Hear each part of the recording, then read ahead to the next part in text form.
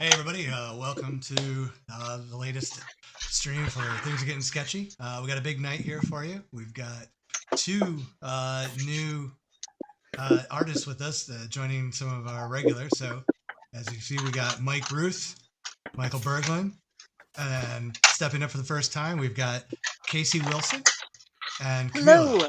Camilo, I'm going to butcher your last Hey. name, so I'll let you say your last name. It's okay. It's Di Pietrantonio. Di Pietrantonio. Okay, so honestly, the way it sounds, the way it spells, awesome. Yeah. I wasn't sure. I was like, okay, I don't want to take a risk on that one.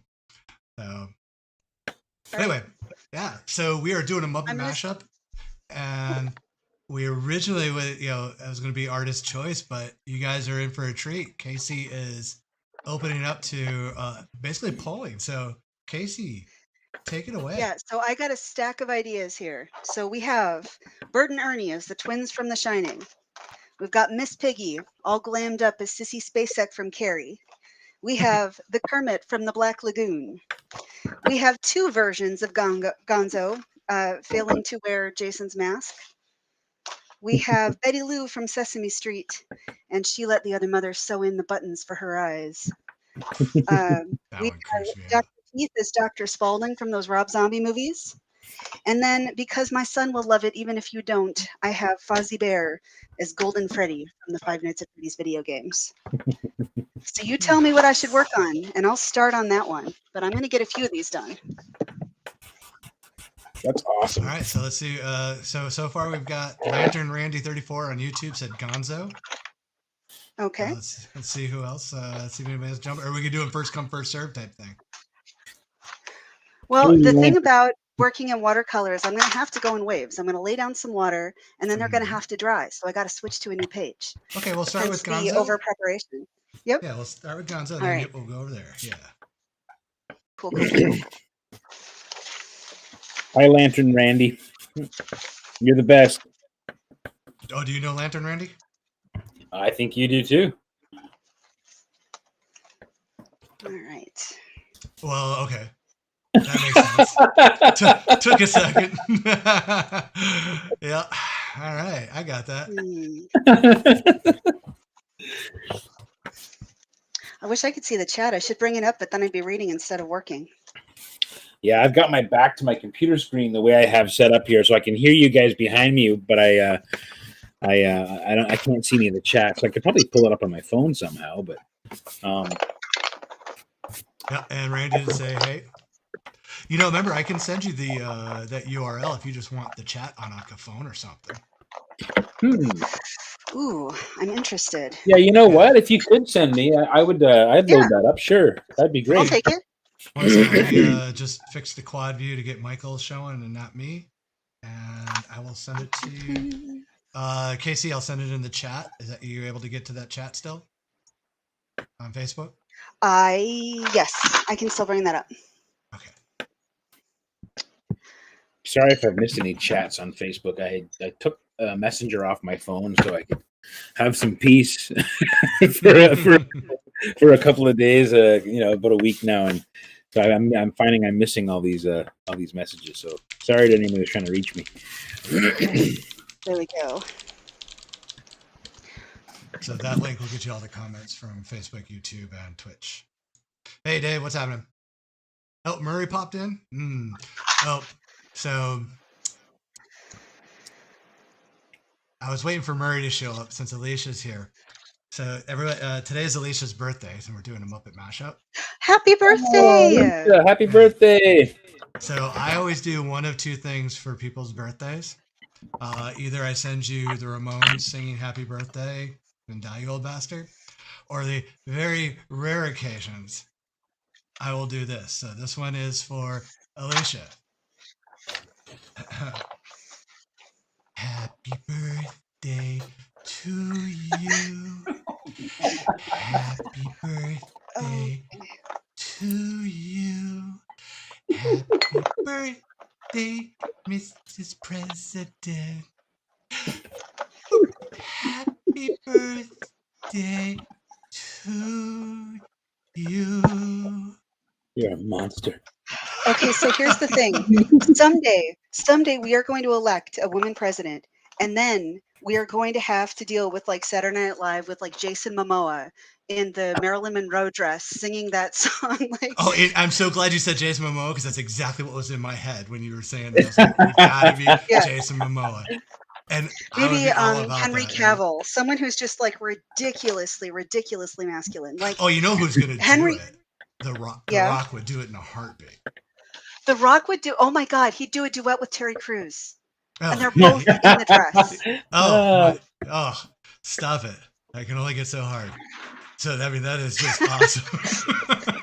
You didn't know it was that kind of stream, but it's that kind of stream. Oh, it's that kind of stream. Yeah, the name isn't just a pun. All right, so let's see here. So both Casey and Camilo come from Randy's team. Yeah, Randy MacArthur's team. He was kind enough to introduce everybody. So he's bringing in some extra artists on some of our shows, kind of mix it up a little bit. But Casey, tell us a little bit about you and what you were doing, and like how you came to be in the art world. Well, I was always an art person. You couldn't stop me from drawing my whole entire life. But I've only kind of come back to it recently. How can I put this? So I had a teacher once who used to say anybody can be an artist until they're 25. Oh, really? And I used to think, oh, that has something to do with like your imagination or your ability. And it's like, no, it's because you hit about 25 and suddenly you've got kids and a job and a mortgage or some kind of health issue that you have to deal with. And I didn't pick up a pen or a pencil for a solid 10, maybe 15 years, some kind of huge amount of time.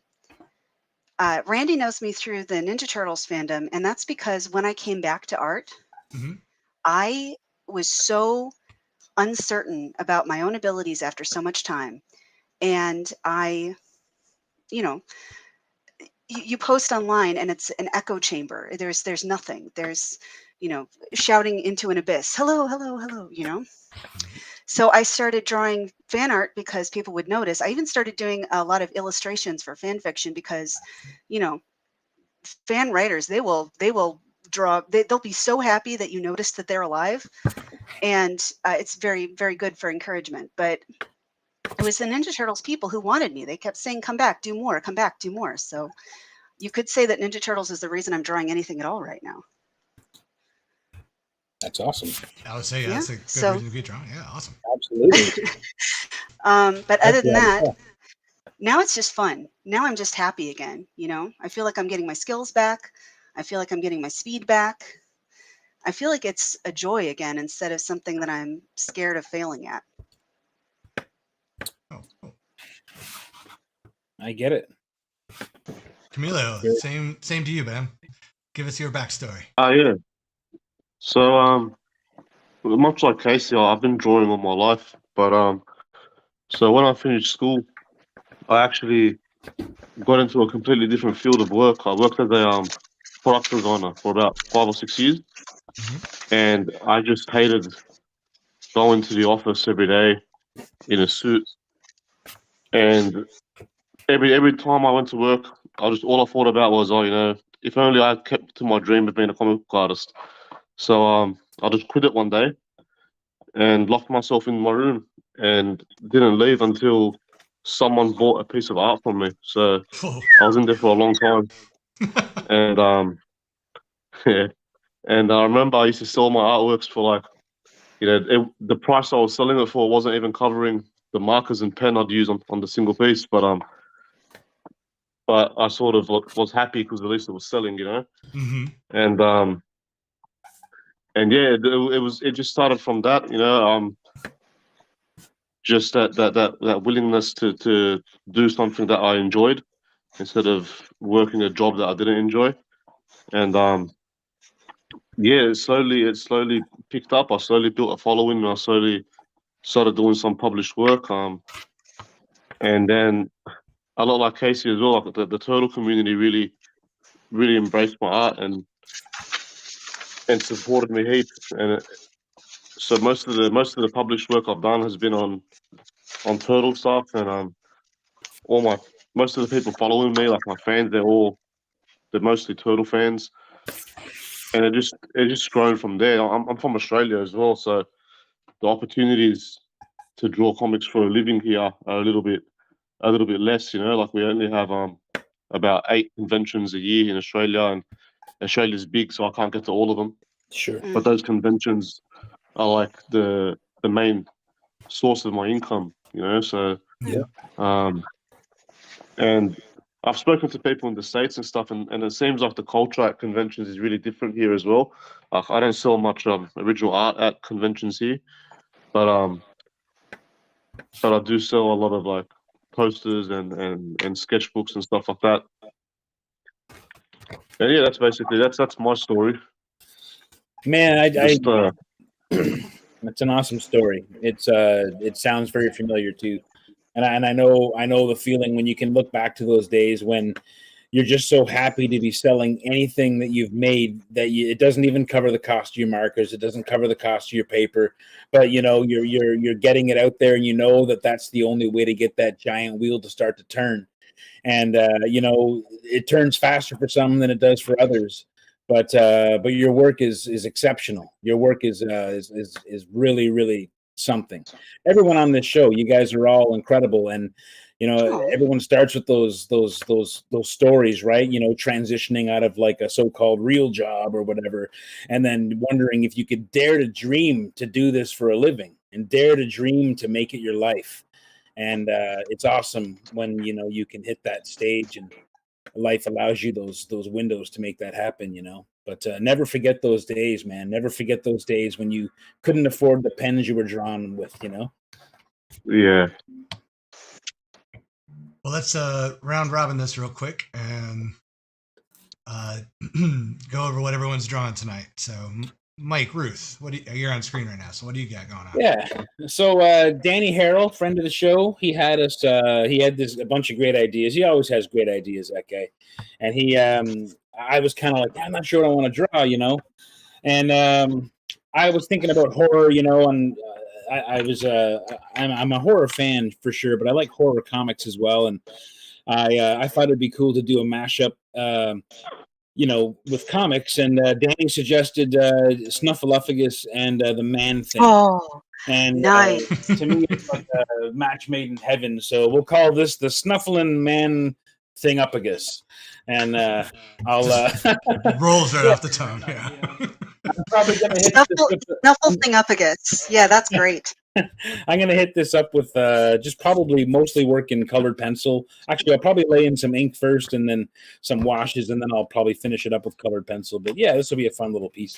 It's 11 by 14 on really, really tough blue Strathmore paper. Very nice. Michael. Yes, drawing Beaker as Dr. Doom. Nice. Juggling a couple of chemical things, and yeah. Awesome. Nice. Excellent.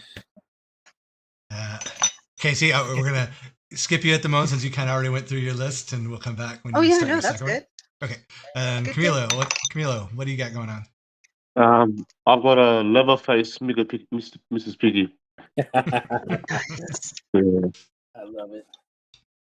Oh, that's looking rad, man. I gave my big list, but you guys don't know the original failure. Well, and that is? I completely misunderstood the assignment at first. Like, I completely misunderstood the assignment. I heard Muppets horror, and I was like, I'm going to make the creepiest stuff you ever heard of in your life. Like, I had a hand inside a Muppet, both of them being cut apart with an obvious cleaver. I had like, I had gore, I had nastiness. I was like, yeah, I'm going to be so scary. And Rob and Randy were like, Casey, this is a silly mashup. You need to dial it down to like a 4, and I am very grateful that they did so. We'll have to get you on Sketchamania because that would fly on his because he does the horror stuff. Oh yeah, Martin. there's an episode this Tuesday actually. This Tuesday night at 7. Yeah, Sketchamania. Oh, cool. So, It's a hey, horror Benny Burrows is saying this is crazy. And had a couple shout outs for you guys were talking. I don't want to interrupt you, but Thad came in saying Casey in the house and saying Thad is speaking to his soul. So, oh, sorry, Thad was saying Camillo is speaking to his soul right now. So, For sure. your fans are showing up. It's cool, and you're making new ones, which is always good. Hey, and speaking of Rob, here he is. Hey Rob, what's up, man? Rob's been on tour, man. Granite, New York, Motor City. This guy's a monster. He's going to be co-hosting here too a couple times now. Oh yeah, right on, Yeah. man. Oh, that's good. That's good. Yeah, man. Bring Rob's in on some of the people, man. TMNT stuff. That way, you know, he yeah. can fill in those gaps where my knowledge is weak. Casey and I don't Camillo know. both mentioned the Turtles community, and I gotta say, like I I've been doing this for a long time. I started my career like in the mid '90s, really, and to come to a place in my career in the past couple of years where I've been fortunate enough to work on Ninja Turtles stuff and related stuff via covers for Big Country Comics. And a couple of other retailers. There's nothing like the Turtles community. There's just actually nothing like it. I've never experienced such a fandom in that way.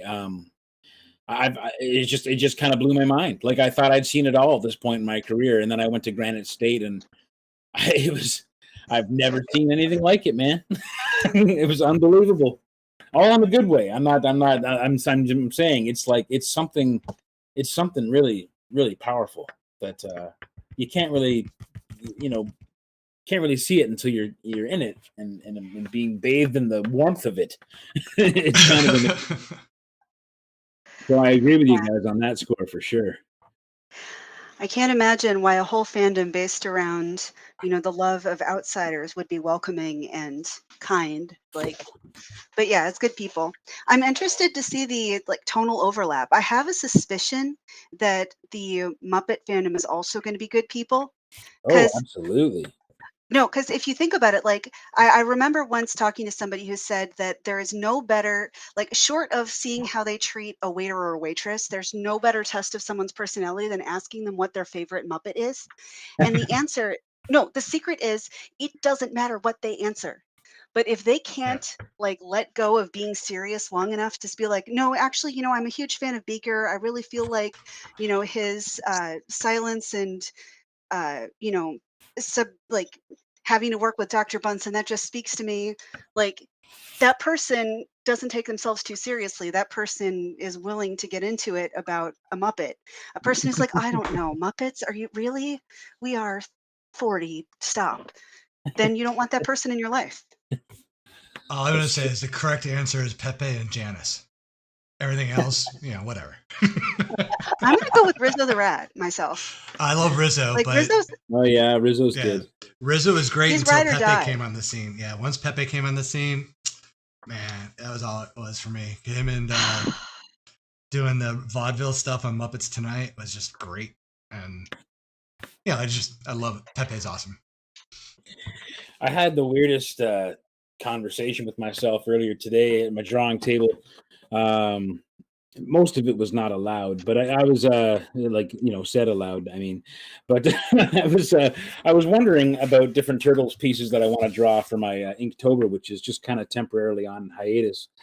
And I was trying to think of I'd love to draw a scene with the boys, the brothers wrestling, like pulling some cool wrestling moves or something like that. And I was trying to think, if I asked myself, who were these guys? What would the Turtles' favorite wrestlers be? Who were they cheering for when it was Saturday night's main event? And it's 1985, and all these guys are watching Saturday night's main event, and who are they cheering for? And I thought to myself, It really does come down to personality. And the first one that came to my mind was like Leonardo. Who would Leonardo's favorite wrestler in 1985 be? These are the kind of conversations I have with myself, guys. That's a glimpse into my head. But anyway, my thought was that Leo's favorite wrestler in 1985 would be Ricky the Dragon Steamboat, because it would have to be someone who was a babyface their entire career. It would have to be someone who was always good and always just. Yeah, couldn't be a heel at all, ever. Yeah. Could never be a heel. Could never be a heel. You know what I mean? Mm-hmm. So that's what came to my mind anyway. And that's anyway, it's just food for thought. I don't know. I don't know. I feel Danny like, says he has a there's- Macho Man Mikey action figure. Oh yeah, that's the raddest figure ever. I know. I've seen it. I've never seen that. I gotta add that to It's my Macho rad Man as hell. collection. Yeah. There's been such a big uptick in wrestling presence at comic book conventions the past few years. It's been interesting, Oh like yeah. seeing where the overlap happens. And some of the wrestling people are just awesome. Oh Like yeah. I'm not, I have never personally directly followed wrestling, but I have a lot of friends who do and care about it, and that's good. Um, but I have to say, I have so much respect. I can't remember his actual name right now, but Mankind, Mick Foley. Mick Foley. He's Yeah. amazing. His book was so good. Oh Like he yeah. seems like such a genuine, intelligent guy. Like I don't personally understand the impulse to like horrifically hurt yourself and others for entertainment, but you know what? That's if Yeah, that's he what was. you do. He's a special person, man, and he you know, when Mick to his credit never really hurt anybody in the ring. Like it was the sport itself, yeah, it comes with its injuries, but he's one of the cleanest and safest guys that ever got in the ring with anyone in terms of being on the delivering end of things.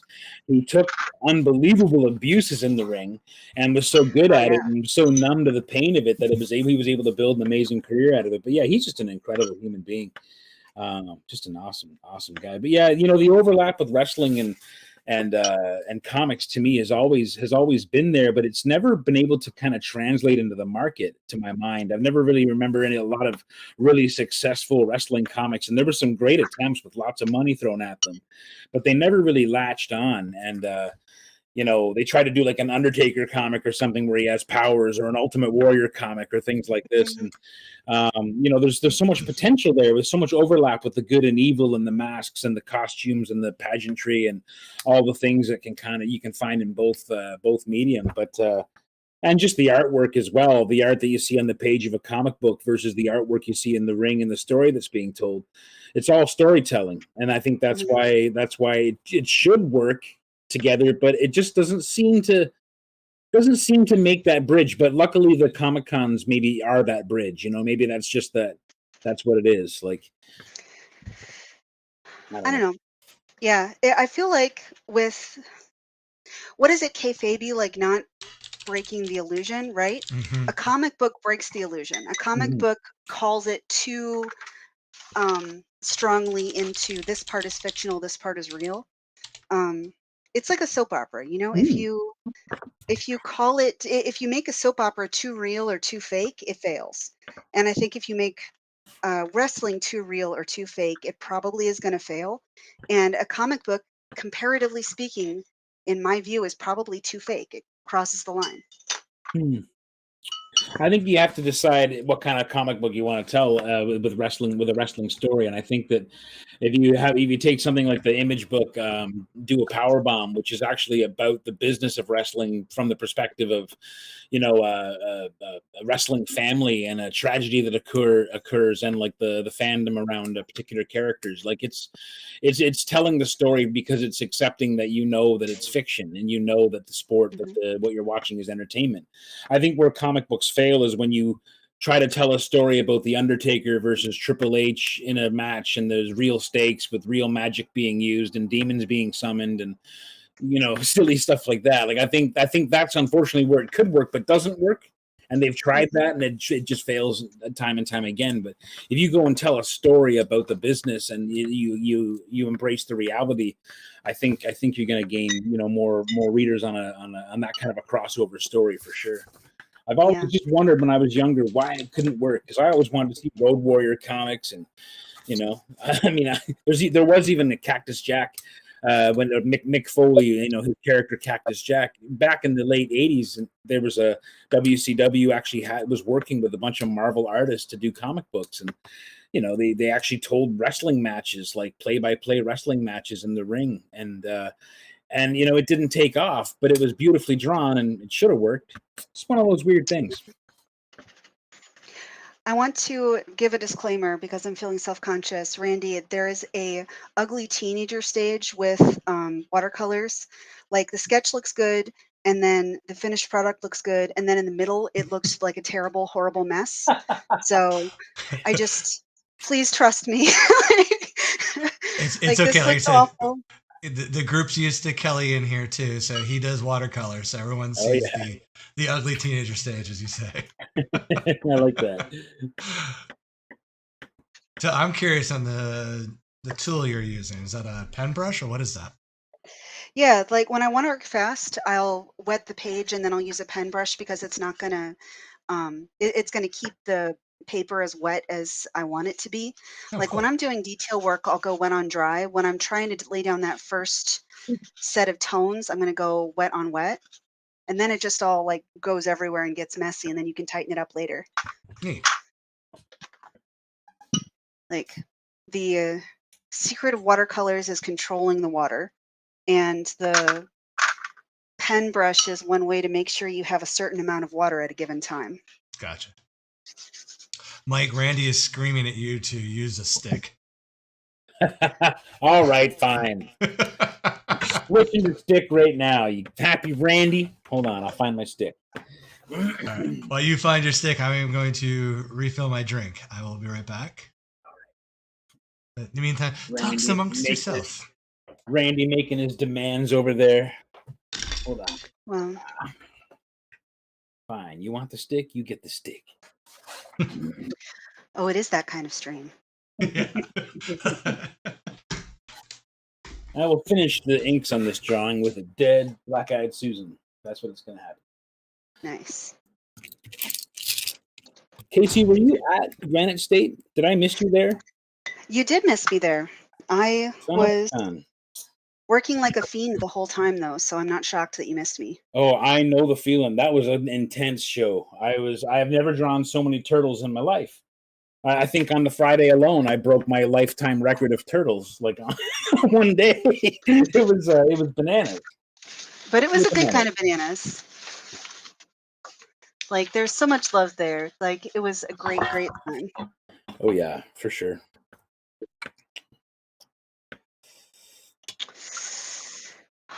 The good thing about tags is I have such a tendency and desire to be super, super careful about things, and I can't because I got to go fast. I got to keep moving. You know what? I'll tell you. During the pandemic, I got a lot of practice drawing online, and it does level up your speed in a really weird way. I was doing tags, but I was also doing Sketchamania. But then I started doing these ones that were for the Montreal Comic Con. Group of people, and they're awesome people. It's an awesome show, and the host Jason Rockman used to have me on the virtual Saturdays, and it was incredible but it was a 3-hour show, and thankfully I wasn't on the whole time, but they would check in like every kind of 15 minutes and see where I was at. But I knew I had to have it done at the end of the day, at the end of the show, because we auction it right live at the end of the show. So, so it was pretty intense. But yeah, you get your speed up for sure doing more of these. So, I have a useful piece of information for any of us who considers going to Montreal Comic Con. okay. It's something that I did not know, and only a very friendly and kind border guard kept me from shooting myself in the damn foot. Okay. All right, so Canada requires you to pay entry taxes on any item that you bring into the country, right, that you intend to sell. So let's say you got a stack of 100 prints. That's X dollars per print before you cross the border. Yep. So I didn't know that. And so he was willing to permit me to have it be like, oh, this is a networking event. These are very big business cards. And he let it go. Right. But Otherwise, I would have been out $3,000 just across the border. Yikes. And now I know, print them when you get there. Don't print them in advance. Yeah, and you know what? I'll be honest with you. It's exactly the same for Canadians going over to the States. We have the exact Really? same issue. Yeah, absolutely. It's it can be very ugly. I've known people who've been turned away, but not only see it's a little bit more hardcore in the USA as you might expect, but like I know people who've tried to cross the border with $100 worth of product on their lap on the bus going to New York Comic Con for their first time ever, and got pulled off the bus at the border, ended up being questioned and basically traumatized for several hours before they were released, all for the terrible crime of daring to take their indie comics across the border and sell them in the USA. And not only did they get held at the border while the bus got sent on to New York, they also got their passport stamped with "Do not return to the USA." No. Absolutely. So it's a very serious conversation that unfortunately, since 9/11, obviously things changed, but certainly in the last few years, probably since around 2015, things really changed at the border with regard to that kind of scrutiny. So yeah, man, it's not always awesome. That's why, honestly, the last couple of years I have not been able. Well, COVID aside, it had been since 2017 that my last visit to the States was for a show. Which is a very long time for my, because I used to do, 3 or 4 or 5 US shows at least a year, back when I was kind of touring more regularly. But yeah, it becomes an issue for sure. You almost want to set up a couple of headquarters in different parts of the States and just have a warehouse or something like that. Or, it's a tricky business for sure. Some people don't have any trouble at all. And some people, it just, you get a real education at the border. Let's put it that way. Yeah, for sure. Hey, Mike. The big pros run into that problem as well. Sorry about that. Who was that, Michael? Like the big professional guys like Jim Lee and Todd McFarlane, Dave. Yeah, I think everyone have those problems as well. I don't think anyone's safe. Maybe they've got handlers who explain the matters to them ahead of time. Yeah, I think the trick is, the way you get around it all is unfortunately to spend a lot of money and get an international work visa. It costs a whole bunch of money, and it's it's got you got to hope it's worth your while, to do it. But it's a very expensive thing to have to be able to cross and do it on your whenever you want. I know some people have had no choice though. It's amazing how harsh they can get sometimes when it comes to that stuff. The reality is. Sorry, what's that? Yeah. Oh no. Yeah, I can interrupt you real quick. So Thad Crawford is he needs to find out what it's going to take to get Mike to do a spider punk for me. So I know you're heading into where you're going to be working heavily on the next Dodge. Are you doing any commissions before that, or? Well, I'm still working on kind of an old list, honestly, an old commissions list that I've been chopping through as I can. So I haven't been taking on commissions except for when I'm at shows. And I only kind of broke my rule of never taking commissions home to work on them. I broke my rule at Granite because I had a couple of great requests to take home, which I couldn't get done on time on Sunday. But I'm not officially taking commissions, but they can message me if they would like on Facebook, and I can try to get them on a list or at least get a sense of what they want and see if I can figure it out in my schedule. That's the best I can do, though, unfortunately, because I'm just a little bit stacked up with that stuff. But yeah. All right. I'm trying to see the chat, but it's not coming through. I need you guys to help me pick my next one while Randy's gonzo choices dry. That URL didn't work? It did work. It's not letting me type anything in. So Oh no, it's a view only. It's a view only. Yeah. Fair enough. Sorry. Okay, so sorry for that. Where do we go next? Okay, so what are our options again? We got the. All right, so we got Betty Lou Coraline buttons. We got Kermit from the Black Lagoon. We have Miss Piggy as Carrie. We have Bert and Ernie as the twins from The Shining. Can I pick? Can I pick? Yeah. Oh, I didn't hear it the first time, but Kermit from the Black Lagoon. Yes, please. Kermit from the Black Lagoon. I can see it in my head. That's awesome. Yeah, I went ahead and I figured out how to do the little spiky things as the three as the yells across the side, so I'm pretty happy about it. Nice. All right. Well, Brett. This one I'm not going to do pens before I wet it, but Okay.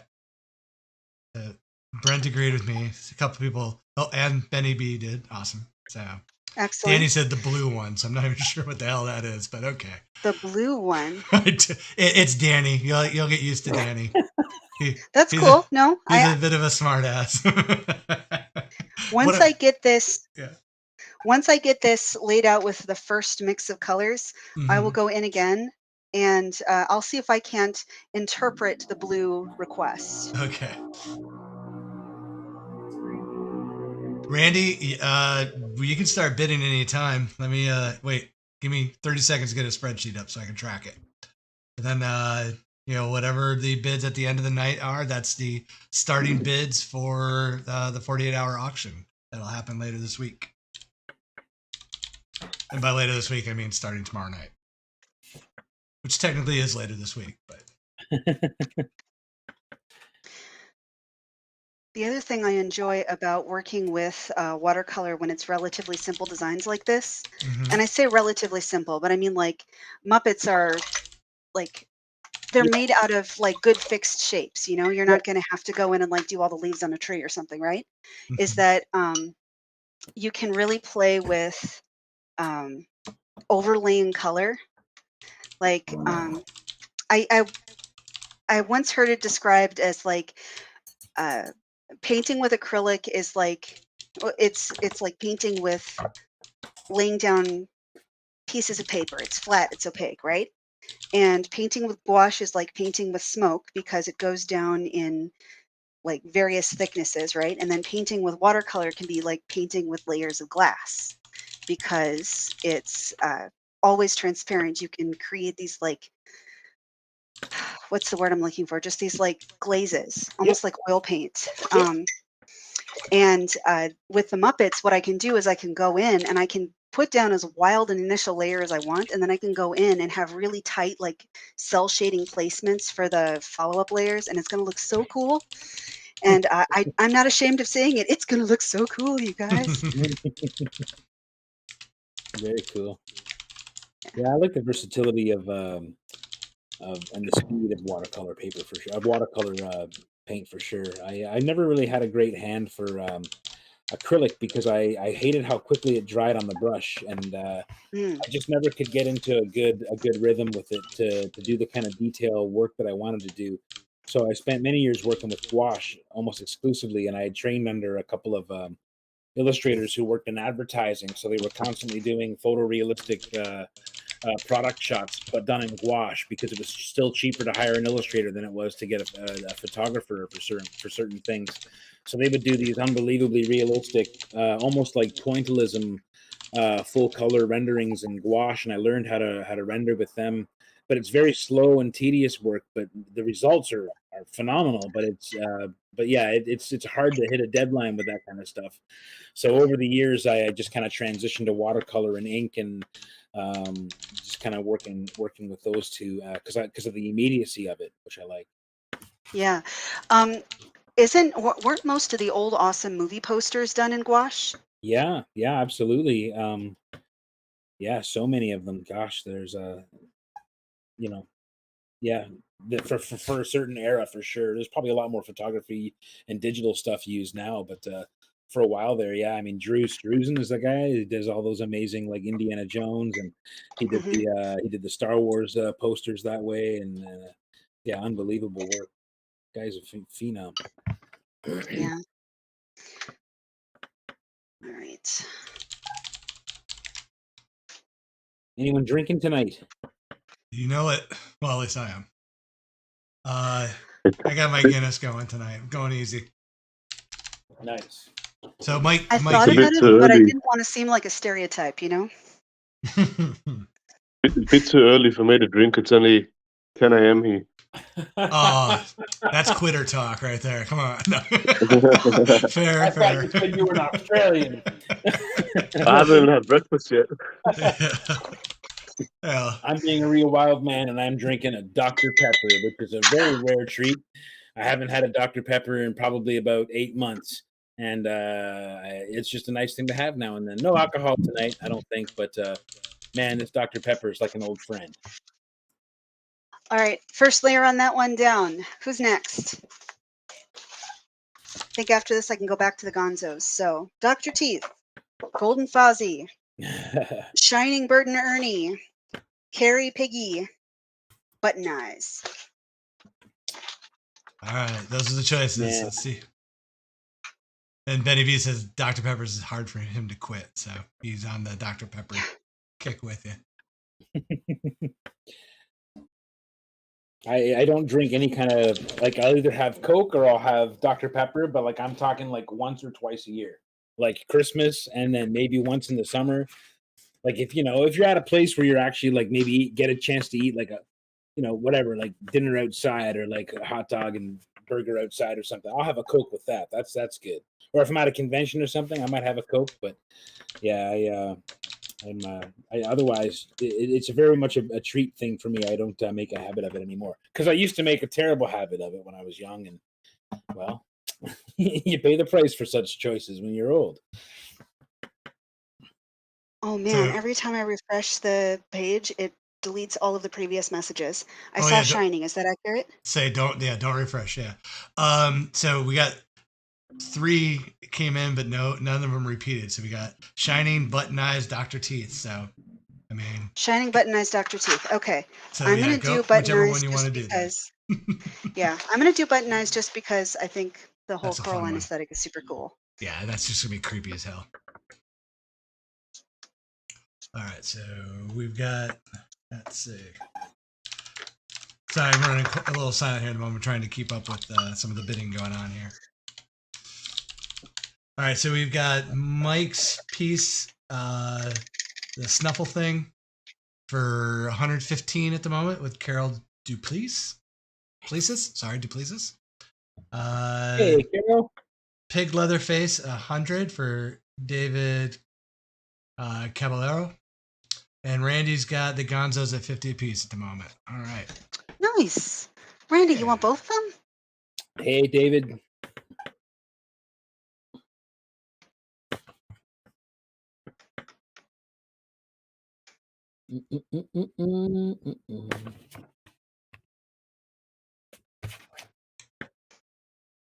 All right, I'm still using a stick. Gonna switch. And I to need to find somebody to vote proxy for me. Proxy.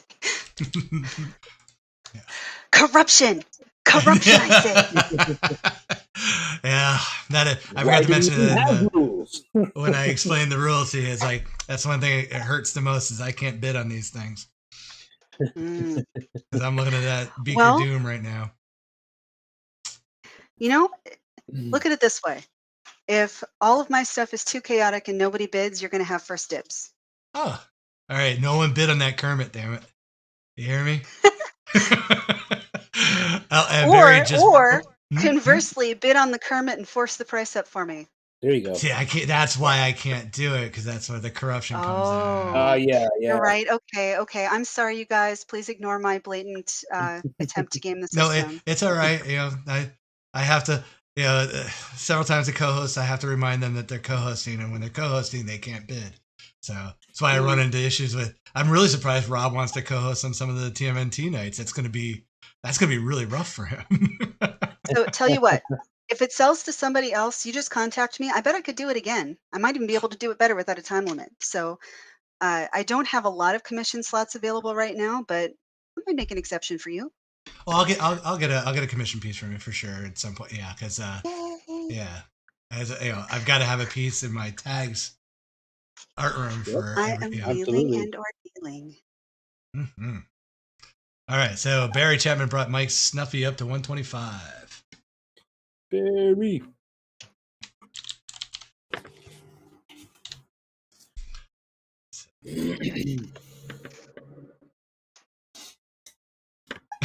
And Betty said, asking Randy if he owes Randy money still because he doesn't want to bid against him with his own money. Oh my gosh. Mm-hmm. I think earlier somebody was asking if I needed to redraw lines again after washing over. Yes, And so did the I, answer to yeah. that is sometimes. It depends. Because sometimes I'm just making sure the lines are clear so that I can keep track of what I've put where. And sometimes I am expecting to go over them again with either ink or color at the end. I like using a color for the lines that's going to fade into the rest of the work for that purpose so that I can choose whether or not I want to emphasize it. So longest possible way to give you a non-answer. Oh no. Mike will beat that in about 10 seconds. Yeah, the next question that Mike gets. Are we talking about art supplies? Well, let's talk. No, I know. Oh, Erica. did you see my key ring? Did you see my delicious key ring? Oh, I did. Oh, yeah, I show did. that off. Yeah. Okay, yeah, I'm going to show it off again because I'm very proud of it. I put a lot of time into it. And I'm going to have to do another wave. There's a pen store walking distance from my house. So I can go and get like $3 samples of super expensive ink anytime I want. So nice. yeah, so I've got all of these different inks, and my swatches show how opaque is it over pencil? How opaque is it over pen? What happens when you sketch into it on wet paper? What happens when you put water on top after it's dried? How does it look with a pen? How does it look with a brush? And you can see some of them flow really unpredictably. Some of them are just explosive in water. Some of them are not. Some of them split into different colors. I love those. Some of them are completely inert once they're dry. Like, I love this little keychain. It is like I'm not good at social media. I should make a TikTok just flipping through this. And No, you should never make a TikTok. I should never make a TikTok. No. But all the kids are doing it. And let the kids have it. It's I mean, hey, you do you, but the artist Dave Stokes, he does a big expose on different watercolor products that he tries, and he'll paint out little grids and value scales and stuff, and do things like that for himself. And he always has them kind of in the shots with his artwork. And I always love the seeing an artist put that kind of work in. I used to do that, but I just got lazy over time. But and you kind of just get to the materials that you like to use over and over again, and so you know what their properties are eventually. But yeah, it's certainly an awesome tool for trying new stuff and for cataloging, what it can do. Yeah. Absolutely. On YouTube, there's a artist, Dr. Oto Kano. That's OTO space KANO. And what she does is she's got a Patreon that she uses to fund the projects, because she'll do these really exhaustive swatch sheets, but she does it on the luxury paints that nobody can afford. Right. So she can be like, if you must buy one, here's like 3 different luxury iterations of this color. So if you're gonna splurge, you know what you're getting. Right. That's really cool. That's a good service for sure. Yeah, I have never. Well, no, once I bought a color because of her video, but other than that, I just go with the basics. I've seen you do that before too, Michael. I've seen you you kind of catalog your your colors and stuff that you're trying out, your Dr. Martens and all that. I when you're doing kind of your daily study stuff that you post sometimes, like I always really appreciate seeing those, because it's good insight to to what you're thinking about when you're trying out these things. Thank you. Yeah, no, I do a lot of swatches. I for all the time. One for my Dr. Page Martins, one for Copics, one for Koi watercolors, one for Holbein watercolors. The only ones I haven't done was for pencil crowns. Right. Which I'm actually thinking of doing one for pencil crowns as well. Do you have any brand loyalty when it comes to your watercolors? I know some people will go ride or die for a particular kind. I really like Dr. Page Martins a lot. I just like their vibrancy a lot. They got a real nice saturation to them. Those are the liquid ones, right? Yeah. Yes. Do they reactivate again on paper? Because I'm always worried with those that whatever I put down is going to be permanent and immutable. They can reactivate slightly, but for the majority they won't. If you do apply enough water, just like with a brush, to a area that you painted, you can lift it a little bit. Yeah, you can kind of power it up. Yeah, they will react to bleach as well. Oh, interesting.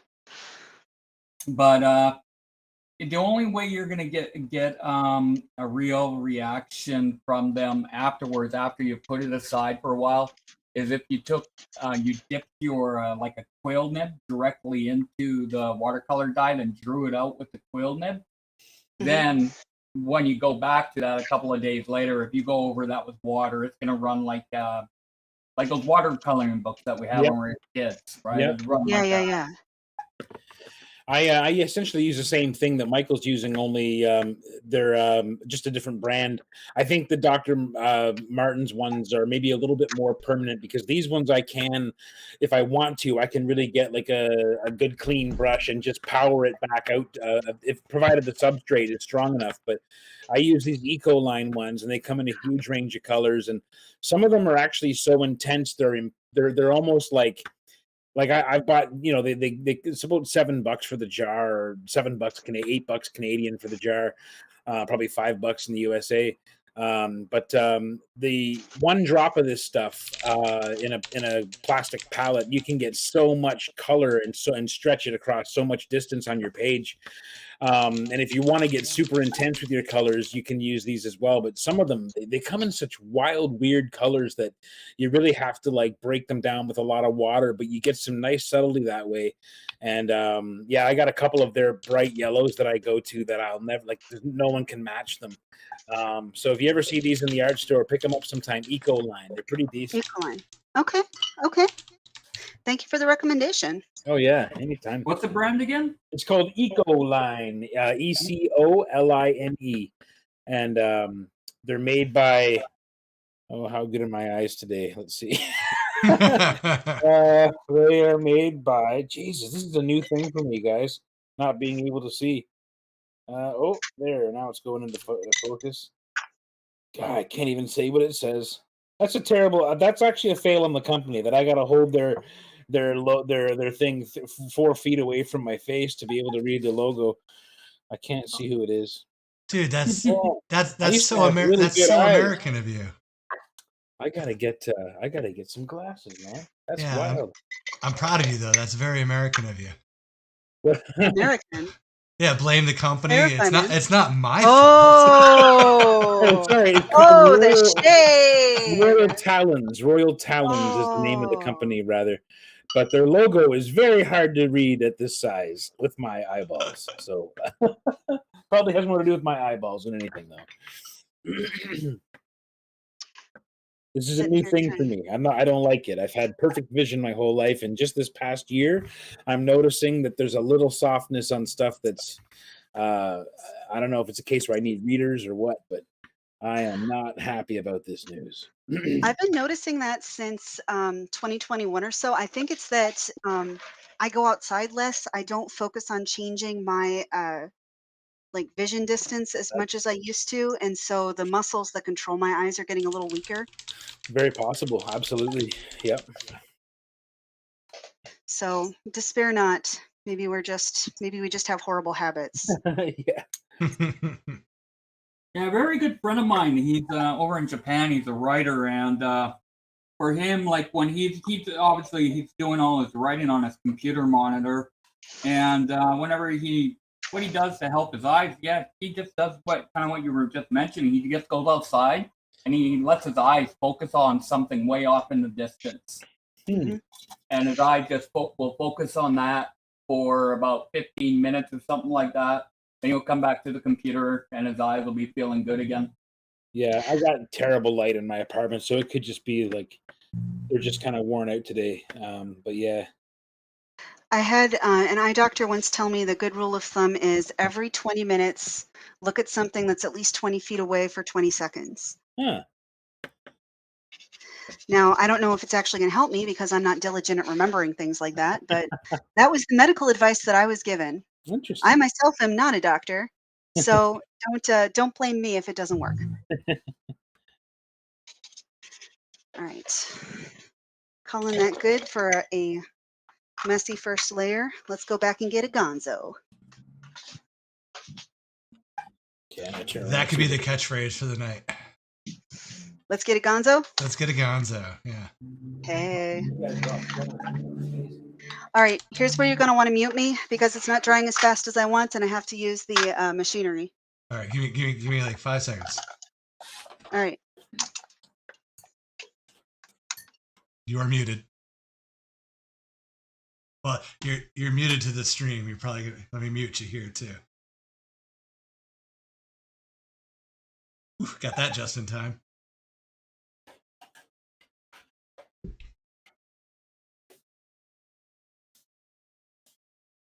Did I mute everybody? No. Oh, okay. All right. I was like, wow, I muted one person and everyone stopped. And Mike must have walked away. Because he's like chatting. Yep.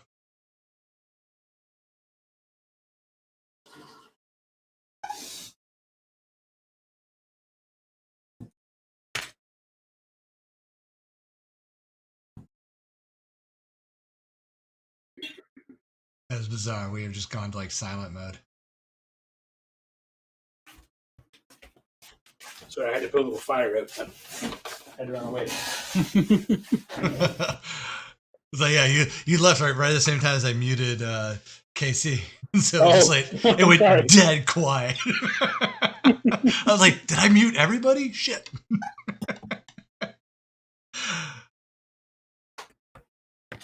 I got real panicky there for a second. Killer job on that intro today, man. Unbelievable. Oh, thanks, man. Yeah, like I said, I'm kind of back into it, so I'm disappointed that the next week's might not be what I want it to be. So that one might have to be because I haven't gotten the replacement action figures back. Oh, And I can't really, shoot the action figures that have their feet on backwards. It's just gonna look too weird. that's so weird that they sent you backwards feet action figures. What the hell? Just 1 foot on 2 of them. That's so crazy. Yeah. Well, we know that. Hey, feel free to mute me. I'm just starting the microwave here. Okay. When you guys are done making noise, just give me like a thumbs up on your screen. That way I'll bring your volume back up. But yeah, so I got all the props and everything to do it, but I gotta wait for those. And because there's one scene where their feet are shown, because I thought I could Rob Liefeld the whole thing and kind of, Yeah. But unfortunately, there's a scene, and they're on the buildings where you see their feet. So I have to do it properly. So, Man, curses. I can't wait. But so I think the first one might just be a little change, and then I'll progressively make it for, that gives me a month to get the next one up. So. Yeah, that's next week's, right? I'm super bummed I'm not going to be there, but it's good. It's for a good reason. But I won't be on the show, unfortunately, for the TMNT. Yeah, next week is our first TMNT for the season. Unfortunately, both you and Hugh will be missing out. Yeah, we're going to be in Halifax. Yeah, like I said, good reason, but it is a good reason. Yeah. So next week's show, we will have Chris Vance, Michael Berglund, Kelly Williams, and Paul Lamenko coming back. Oh man, some of my favorite people on that show. Wicked. I can't wait to have him back. He was so much fun. So, and now he's back. I always love drawing with Kelly too. Kelly's always a lot of fun. Everyone on this show is awesome, man. I haven't seen Kelly in so long, and I think I saw him for 5 minutes in 2017 at Emerald City. That was the last time I saw him. Yeah, crazy. Wow, that was a long time. Yeah. Yeah. Well, I see him almost every other Monday now that he's in the D&D group with us. Oh, he's in the D&D group. No You way. guys have a D&D group? Yeah, Sorry. we got. Oh no worries. And I brought your volume back just in time for you to be excited about it. Man, yeah, cool. Kelly was with you guys. That's wicked. Yeah, because because I'm Throw not my that volume creative back with to my names. first. We have our. Oh shit! What happened there? Oh, I cursed loudly right into the microphone. No, that's fine. I thought something happened to the art. I was like, oh no. I did make a mistake, but then I fixed it. They're never mistakes. It's just artist choice. It's interpretation. This is art. But yeah, we have a D&D group plays every other week, and because I'm not good with original names, it's called Things Are Getting Dicey, and I love wordplay. So Okay, I So, got an idea. I you got an wanna idea for things are getting sketchy, things are getting dicey crossover. okay. Um, like have somebody drawing characters during the game. We have done that Like, with Michael. Well, we tried doing that once with Michael. Twice with Michael. One time it worked, one time it didn't. The only problem with that is, like, when you see one of these episodes, you'll see, like, if you're not full screen like you are right now, everybody else is 480 by 270 on the side. So since you're watching the role playing game, or we're role playing, mm, yeah, the art doesn't really, and I feel bad for the artist because the artist doesn't get a lot of, like, when we take our break, the artist goes full screen, but otherwise, the artist doesn't really get seen that much. And so, that's fair. yeah, it's one Well, of the I things feel like we hmm? I would say I would be, as long as there was a guaranteed sale of the actual piece, like if I was being asked to draw a specific character on that event, like I wouldn't worry so much about the like streaming part of it. Because I like streaming in that it keeps me working. Like I can't make an excuse or let Mhm. myself get derailed by the needs of life because I have a commitment. I have to be on the stream. Well, we can put it out there and see if we get a commission. Otherwise, like we did with it, we did the auction style. But yeah, we can discuss it. We can bring it back. Yeah, it's no Or worries. It's like I'm not trying to be pressury here. I'm just saying that No, that no. would be my perspective. oh no, I mean, well, like I said, that we tried doing that originally. It just didn't Hmm. seem to work as well as we had hoped it would. That's Because okay. also I'm also playing the game, so it's hard for me to do the engineering like I can do here, because here I get to cheat. I get to take myself off screen and just let y'all be seen, and I can work everything in the background. So That is a very good point. yeah, but when I'm playing the game, I have Not so Mr. much. Personality at that point, and I got to kind of keep things moving. Because I don't have Mike on the show to help me keep things rolling. And Now, now are you KC, DMing this one? no, Go ahead. I'm a horrible DM. I'm a Monty Hall DM. I give everybody everything because I just want to throw everything at the same time. So shit just gets Fair. wild real quick. So I like playing. So, but now that you're being such a big personality too, I might invite you to the game if you like the D&D, because that would be fun. I'm a big personality. You are. Hooray. Okay. That Gonzo's great. Thank you. And I'm not a Jason Voorhees fan, but I like that piece. Good. I am glad. Yeah. There's nothing quite like the feeling of it's not there in my opinion yet, but people are already starting to like it. It makes me feel like it's going to be real good once I'm done. Nice. Oh, and Benny B also loves it. Loves the blood on it. So Aww. yeah. Thank you. You I'm got going to splatter it. his mask a little bit too in a minute. Moist. We'll get him all gory. Oh, and David Ciballero? Am I saying it right? Phonetically put your name in there, David. Sibo. Sibo? I'll just call him Sibo. That's good. David Sibo. He brought Doom up to $75. Nice. And just remember, everybody who is bidding in the chats right now, at the end of the show, the highest bid in the chat is the actual starting bid for the auction that will start tomorrow night. And Randy actually brought up a good question for you, Casey. Are you going to be able to get all these done by tomorrow? Yeah, actually, like Okay. it's all I have to do. So all of the hard work was done even before we started. I have my colors chosen. I have my references. I have the sketch laid down. It's just a matter of applying the color and letting it dry, applying the color and letting it dry. I'm going to sit here with like a drink or two. I'm going to put on a movie in the background. I've already got the kids taken care of. I got nothing to do tomorrow morning. I'm going Nice. to be golden. Perfect. Yeah, this is going to be a total joy on my part. This is Awesome. I am super happy about it. So what's the movie that's going to be in the background? Have you decided that part yet? 'Cause that could be difficult too. Think about it. There's a few good options, Let's see, because I don't want to do something that I've seen that I haven't seen because I don't want to get so you wanna distracted watch with the it, movie yeah. being good. It seems appropriate to do a scary movie, and it should be a movie that's like sound based. So there's one, like I could go the audiobook route, right, and do Mhm. like put on a Stephen King audiobook, something short and punchy, like maybe The Night Flyer.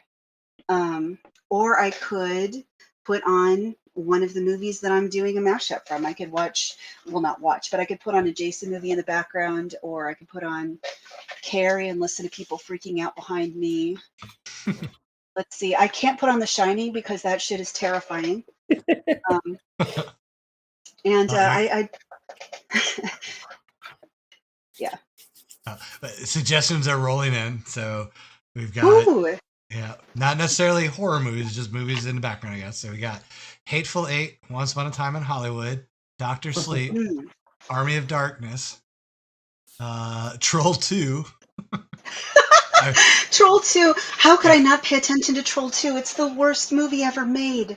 Yeah, Mike, you care to can't guess not who look at it. suggested It's like Troll 2? Yeah. No, that movie, you can't look away from it. It's a train wreck. It's amazing. Oh yeah, so I mean, it's right up there with Leprechaun in Space. Oh my God. Yeah. So, not Troll 2, but only because I respect art.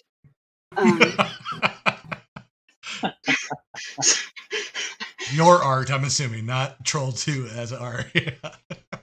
I don't know, somebody during that movie, like, so here's the thing about so bad they're good movies, right? They have to be naive camp. Somebody had to love them so hard, had to put their heart and soul into it for it to be more than just, oh, this is a shit movie. I keep cursing tonight. I'm so sorry, you guys. No, please. You're just catching up to the many nights that we have already laid out many of the curses. So let me ask you this, because we're going to go down the rabbit hole of the best worst movie ever, and I'm hoping you've seen it. If you haven't seen it, you're going to have to put it on your list after you're done with your art. Velocipaster. I have had that on my to-watch list for ages. I haven't watched it because I was scared it was going to turn into a proselytizing movie. Oh, no. No, Okay, give yourself the gift of Velocipaster. Yes. It is something special. Is it better or worse than Abraham Lincoln Vampire Hunter? No, so much better. So much better. Yeah, Okay. yeah. Yes. Because the backstory on this movie is the guy who wrote and directed it as an art student made the last 10 minutes of the movie as his student film. And all of his friends and family and teachers were like, you got to finish this movie. It's just so balls to the wall fucking insanity. And they're like, how much do you need to do it? And he was like, I don't know, 10,000? Not knowing how much it would take to make a movie. So they got him $30,000 to make this movie. And he made the movie in $30,000. And it is glorious for $30,000. I hope that he has accomplished some good stuff since then. Like with that start off and with the kind of support and love that gets you $30,000 on nothing, like I hope he's really, moved forward well with his art and his career. Yeah, it's I mean, prepared to just be, in love with a really bad movie. It's so fucking good. I can't tell you how many times I've watched this movie. I mean, okay, so let's then go into best worst movies that we know of. Scale of, so who here, raise the bile in your stomach if you have seen Meet the Feebles. Yes, we have seen Meet the Feebles. Yeah, that was we did. Who suggested that again? That was that Charles who suggested that way back when? I think so, yeah. Yeah, I watched Meet the Feebles while I was hungover and actually threw up. That was a experience. It's nauseating, man. The movie's got some bits that are tough to handle. It really does. Like, it's not exactly bad. I wouldn't call it exactly bad. Again, somebody put heart and soul into it. Didn't Peter Jackson make that movie? Yeah, it's one of his first movies. Yeah. Yeah. Like, so there's heart and soul into it. There's love in that movie, and it is just... So the problem is it's somebody else's heart and soul that he put into it. Yeah. Yeah, there are sacrifices made to get that movie into production and distribution. So Barry said Dead Alive. Dead Alive. I don't know that one. And off to IMDb I go. Is that one of the old zombie movies from right after Night of the Living Dead? I guess. Because the Video Dead is really good. The Video Dead is like the comedy follow-up to Night of the Living Dead. Like, it's actually unironically kind of good. Yeah. See, I just don't. Zombie movies are hard for me to watch. I find zombies is so boring. I think that came up in the last live stream too. I feel like zombies are good or bad based on how the people around them are handled. I think they're just bad or worse. Sure. But that's just me. That's just me. Like, everybody has different tastes, and I respect that. Yeah. There's only a few things that I'm like, 100% this is good, and if you don't appreciate it, you are wrong, as Randy can attest. Kurt Russell movies, I'm assuming? Actually, he and I got into a really big argument about Birds of Prey. I am of the opinion that, you know, despite some flaws that it is genuinely an excellent movie with fantastic cinematography, interesting characterization. It holds up to multiple rewatches. You can do analyses about whose perspective is being shown. Like, I think it's a good movie. Randy feels that it is significantly not a good movie, and yeah, I am in the class with Randy on that one. that's fair. The story wise, I think it's awful. Cinematography, you're right. Cinematography on it is awesome, but The fight scenes are amazing. God, when she flips off of that motorcycle, like, stunning, stellar. Mm-hmm. There are some story choices I'm not a fan of. There are some characterization choices I'm not a fan of. Like, they completely wasted Cassandra Cain. Completely. Oh, they wasted her. They wasted a Huntress. They wasted Black Canary. Everybody's wasted in that movie. So here's the thing, though. You got to realize this is from Harley's perspective. This is how Harley imagines them and sees them. She is not a reliable narrator. Huntress is probably not actually like that. You're trying to jam in so many characters in one movie. You know, you're not giving, even if it's from her narrative, you're not giving any chance for growth for those characters. So now they're just, you know, wasted run at those characters. I do think they did a fantastic job with her in The Suicide Squad. What are your feelings on The Suicide Squad? Much better than Suicide Squad and much better than Birds of Prey. It could still have used a little bit of editing. True. Like, you know, like it. I love, and I'm blanking on her name off the top of my head. I love her as Harley Quinn. She's a perfect choice for Harley Quinn. Margot Robbie. Yep. Thank you, Margot. And she plays the character fantastic. You know, I don't blame her. I don't blame her for getting bad scripts. That's fair. Did you know, like, she goes super hard? Like, the scene where she, the key that's hidden up in her hands and she has to reach up her foot to get it, that was actually Margot Robbie, and she did it in one take. Oh, nice. Yeah. She goes hard. It's like Michelle Pfeiffer, when she was Catwoman, she actually trained super hard with that bullwhip because she wasn't going to be, she was very concerned that she would be seen as just a pretty face, so she took it seriously.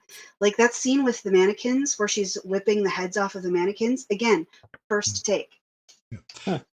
And she took that way to, because like she ate only tomato soup the entire time that movie was being filmed. It's the only way she could fit in the outfit and stay that way. I was like, that is just damaging your body for the art. Oh, but, yeah.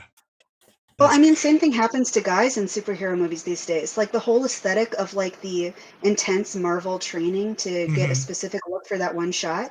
Like those guys practically put themselves into seizures. You have to be so dehydrated to get that one shot that often they do that one day and then immediately pull them off set into like a paramedic tent to make sure that they're getting rehydrated and that they don't have a seizure. I remember reading about the crazy 300 routine for the guys who were the Spartans in that film. I remember hearing about those workouts and like that maintenance that they had for filming, like the diet and to get all the raised vascularity happening and all these things that you want to have happen, casting little shadows on film, like crazy, just crazy what they put them through. like Joaquin Phoenix on the Joker movie, like getting so emaciated, and and I know Christian Bale's done that with some The Machinist, and yeah, it's crazy what they do. I wonder to what extent is it like, I don't want to say ego on part of the actors, but it's like, so for example, in the Marvel movies, right? Some of the guys go fully hardcore and they spend all of their time and energy getting trained up to the max. And some of them, like, I can't remember, the guy who plays the Vision, Yeah. that's just a molded silicone suit that he puts on like a shirt. Oh yeah. Yeah. You know? You're not So going to how get much that knee in the gym like you're going to get Chris Hemsworth in the gym. Yeah, exactly. Well, so like yeah, is it like people who are like, "Oh, I do my own stunts with the body?" I think Or it depends more on the character too, because Vision is Yeah. never, stacked like Thor. Yeah, he could be slim and it'd be fine, Yeah. I mean, that guy could play the surfer, you know what I mean? Like Yeah. same kind of body type. Like, I suppose that's true. Yeah, but I mean, but you're right. Well, like, but every other Marvel character does seem to be just completely stacked outside of that. yeah, So, I have a lot of sympathy for guys facing that. Like, it seems like in the past few years, it used to be that there was only that kind of like horrible pressure on, young women especially, but now that same pressure is applying to guys as well. And it's like, the pressure should go away. It shouldn't be egalitarian. This is bad for everyone. Anyway, that's my hot take. Thanks for coming to my TED Talk. yeah. I put it squarely on the shoulders of Dwayne the Rock Johnson. It's his fault. If he wasn't if he wasn't so goddamn big. it's not fair, really. Yeah. We're all just competing with Dwayne. That's what it is. I'm hearing all kinds of mixed reviews about Black Adam, but you know what? I'm going to go see it, or I'm going to at least see it eventually, because I like Dwayne. I'm gonna see I it.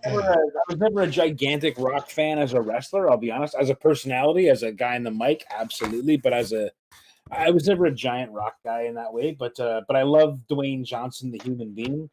Yeah, man, he's. I think it's gonna be cool. He's been also in the trenches trying to make this movie happen for 15 years behind the scenes. Like they offered him other roles, they offered him all kinds of other opportunities at the DC universe, and he just kept on saying no. Like, I want Black Adam, I want to do Black Adam.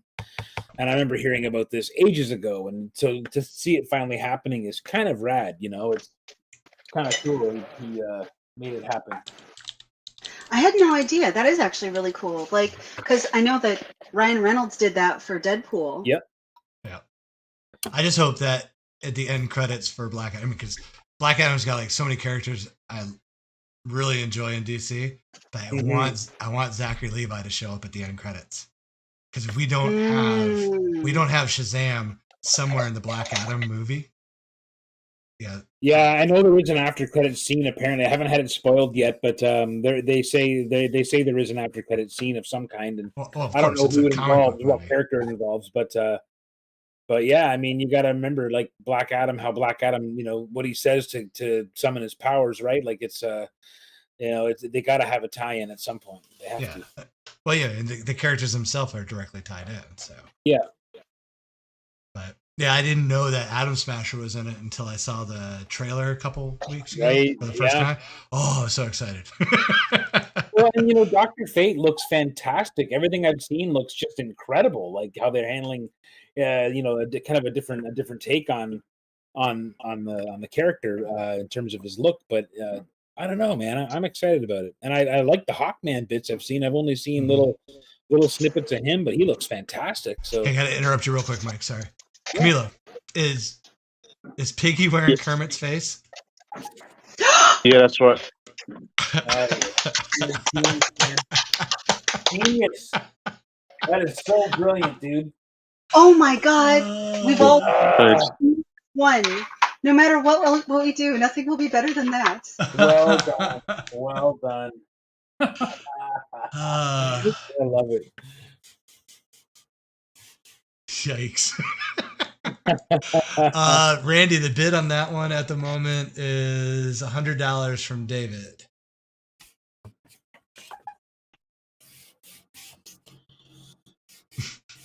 That's so messed up. It's awesome.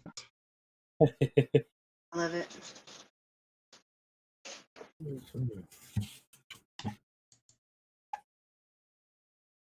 Sorry about the glare. I got such light in this apartment. No, it's actually coming through pretty clean. I mean, now you pop that new light, you got a heavy shadow, but you were clean before. Oh, all right. Well, hold on now. I'll pull this back maybe a little bit to see. It's one of those big hot lights, but it throws so much light. All right, so Randy just put 125 on the pig leather face. Maybe that's better. I don't know. Milo, can you push your art just to the right? Just to the right? Yep. All right. There you go. Perfect.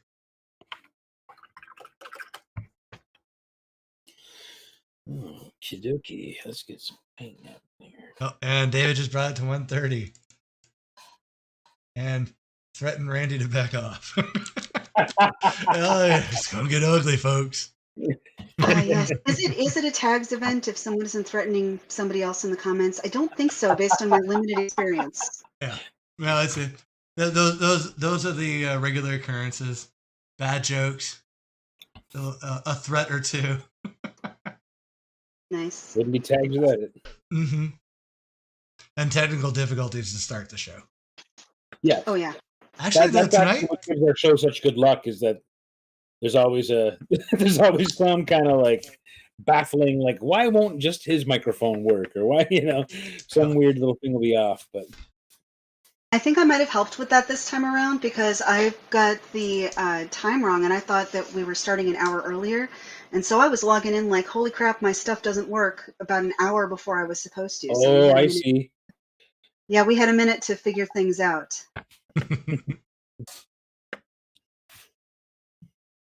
You're welcome, everyone. That's right. Yeah, the spirit of Carl lives on. Yeah. Carl's our problem child. Never fails. There's always a glitch when he shows up. Oh yeah.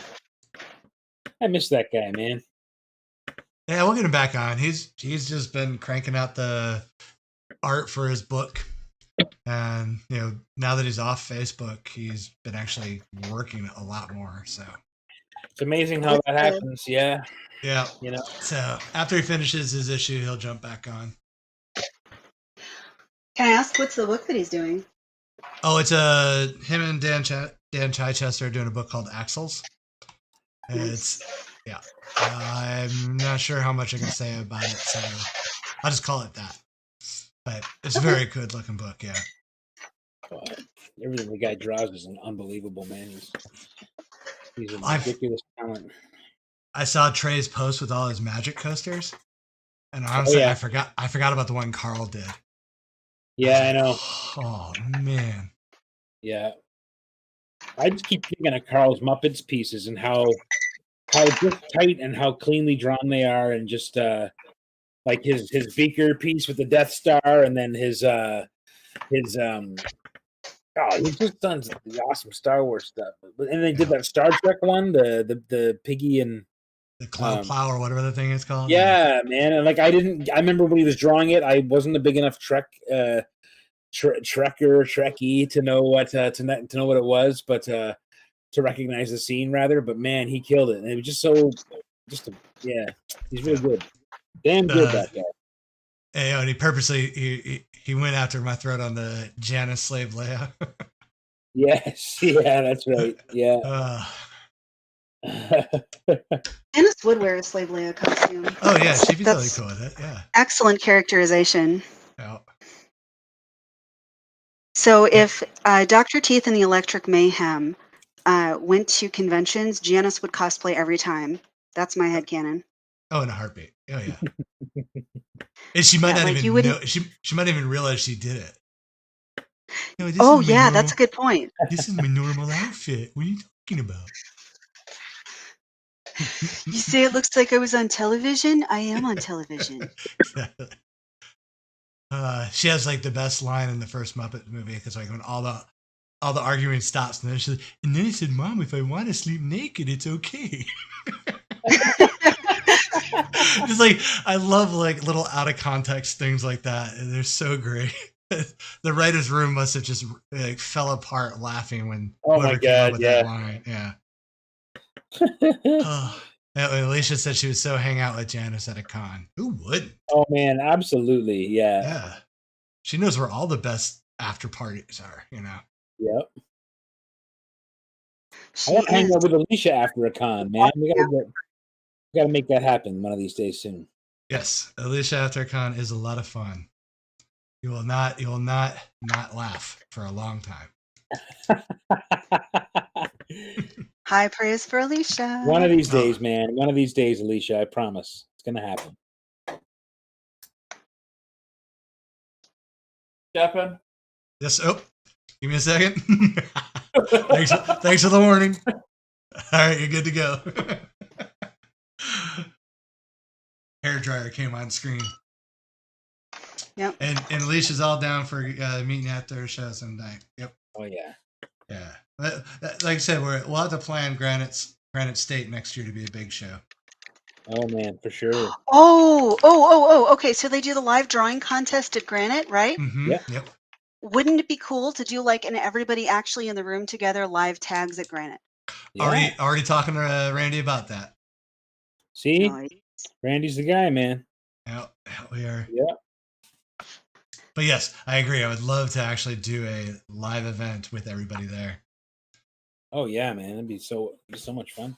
Mainly because I get to show off all my video equipment. That's really. That's okay. That's a valid enough reason too. Yeah. All right, I think Michael's done. Paint. All right. All right, I'm gonna leave you all to your own devices for a second. I gotta refill my mug. Yeah. Or my pint glass. Be right back.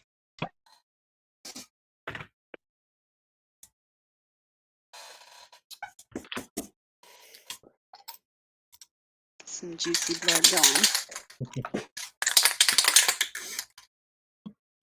Somebody's sealing. Or is that workable fixative? Workable fixative. I guess he put my mic back on, eh? Yeah, that's okay. That's okay. Well, I'm gonna be using the blow dryer again. That's all right. Let her rip. I apologize. No need. Got to get done, man. I get it. My hair dryer is actually dangerous. I got to get a new one. I've had mine for I think about 35 years, and just a little cheap black one that I picked up years ago, and it throws sparks now. So it's probably time to get a new hair dryer. For as often as I use it. Hair dryer coming on. Oh, That's not so bad. Soft as a kitten. Soft as a kitten. It's all good. It's a very genteel little thing. Yeah. I'm just finding with my brand of ink that I use, for whatever reason, the water is actually starting to lift it sometimes on the paper, and it's driving me nuts. Maybe you just got to give it a little bit more set time, you know? Yeah, Well, which ink is it? On Speedball Super Black. Oh, yeah. Speedball Super Black. Let me check. I might have that one. Because normally it's never given me an issue, but lately it's, I don't know if it's just because, the So sitting in the bottle for so long, or yeah, I've got the Speedball Super Black, and the Speedball for me, it gets real clumpy, and the older it gets, the more likely it is to reactivate. You might have more success. So the PH Martin has a good black for that. It's much more flowy, but it's also a little bit more transparent. It's kind of a gray tone. The Winsor & Newton is typically my go-to.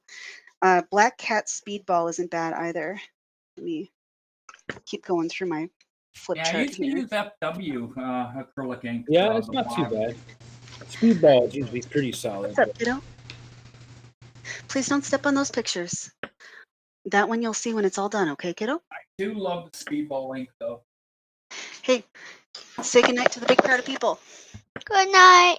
Good All right, night. me hug and go to bed.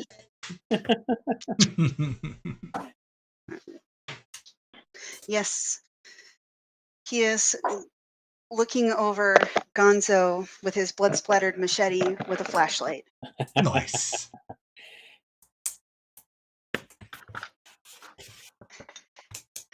Wait, while I was gone, was Danny talking shit about Speedball?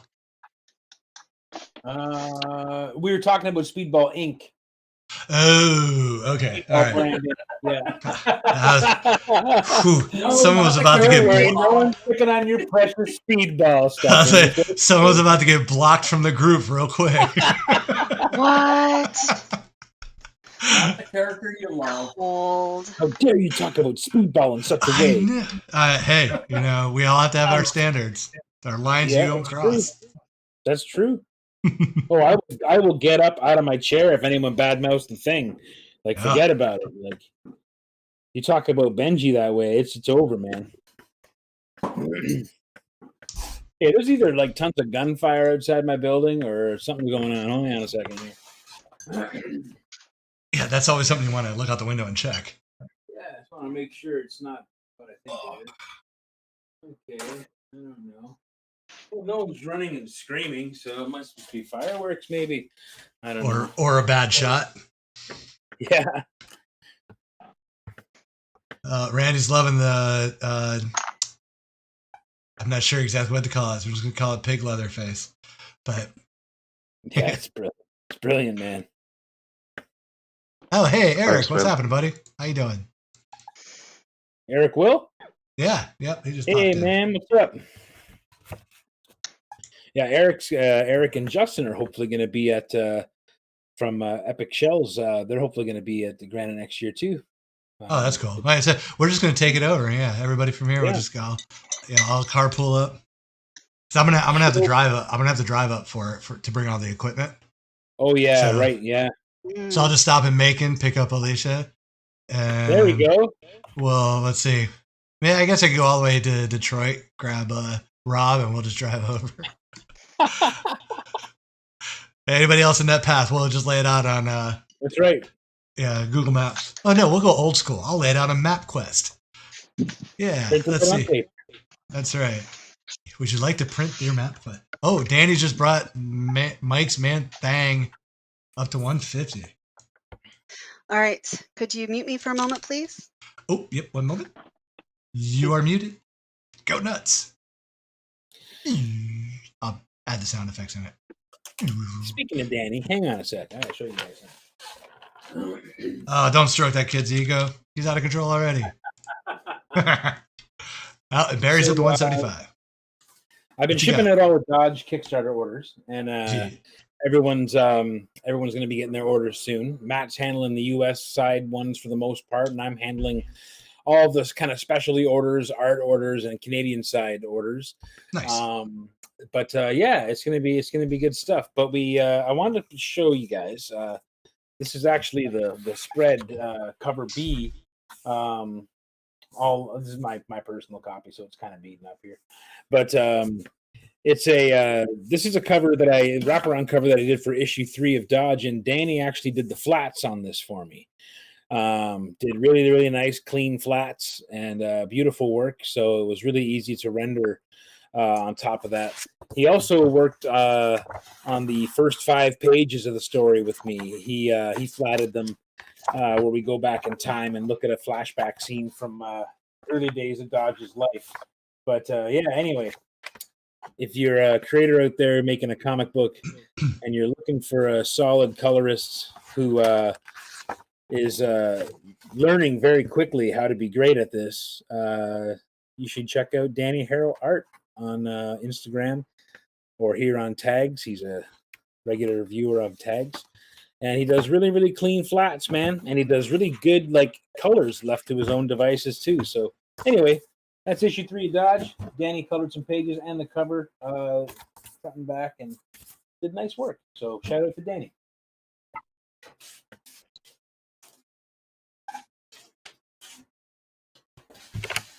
Oops.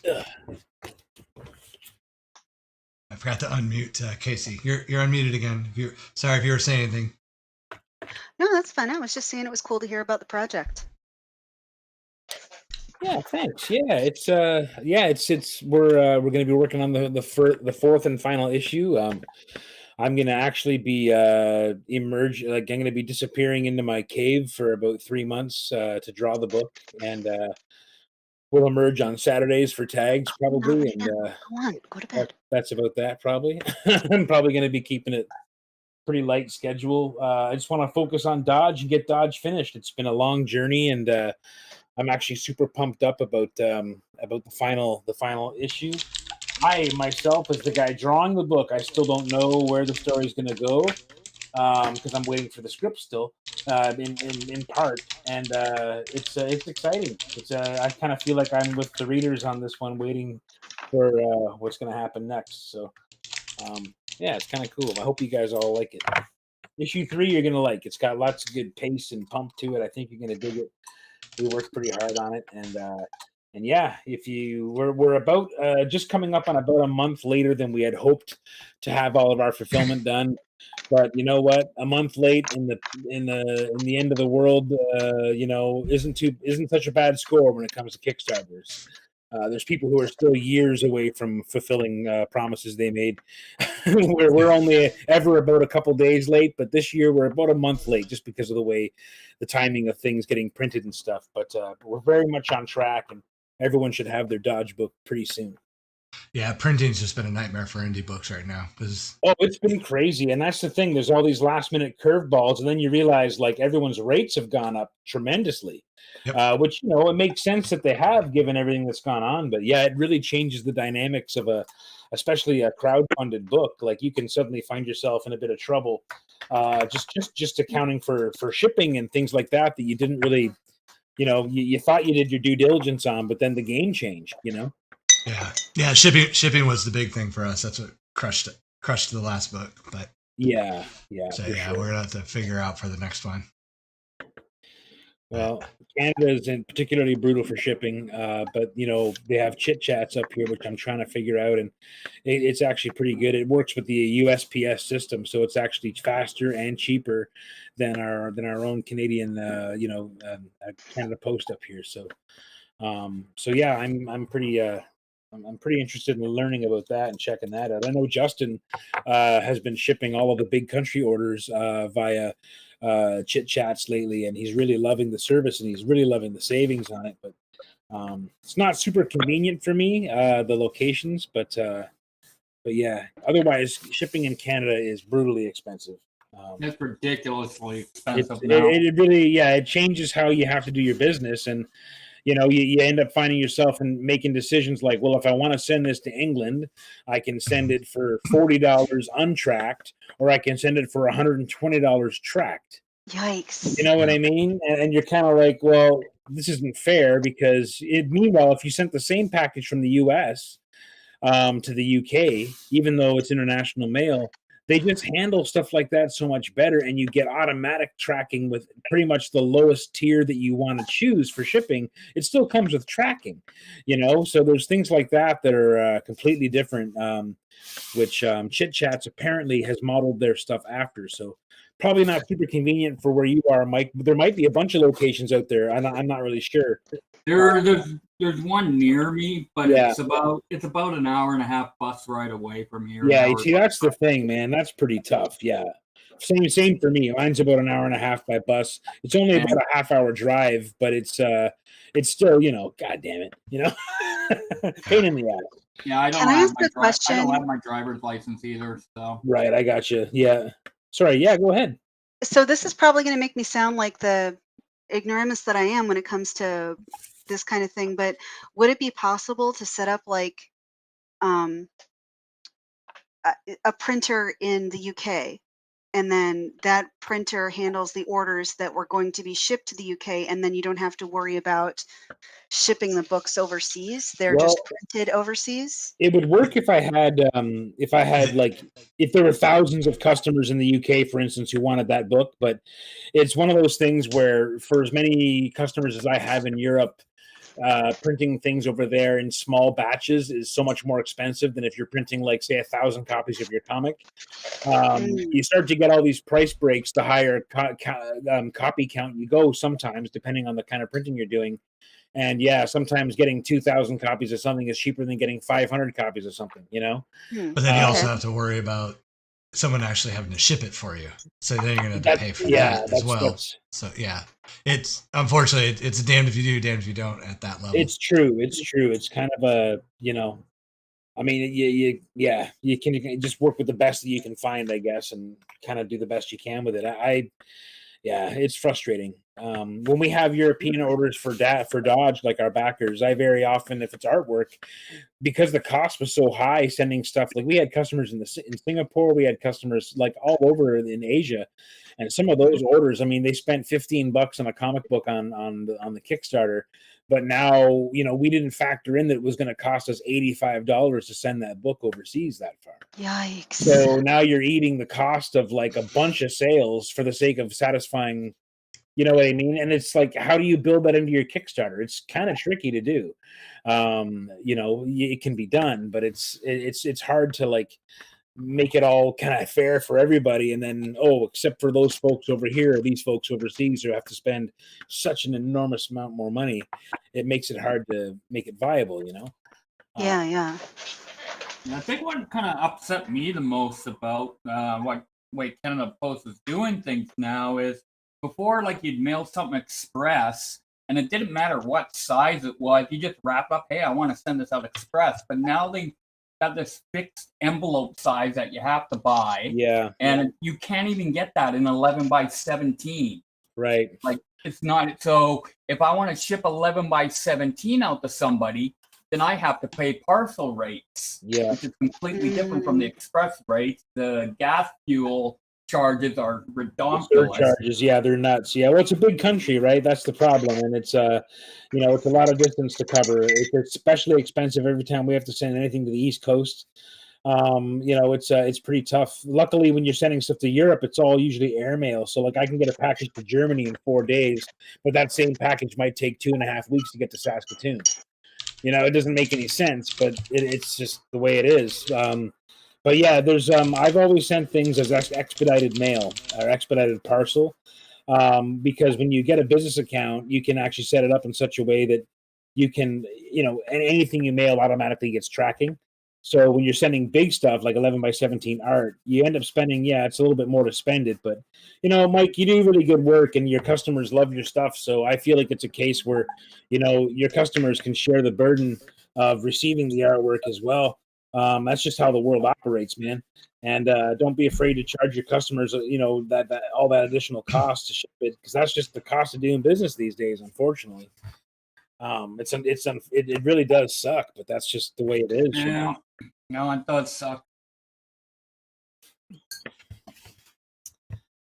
Yeah, it's tough, man, for sure.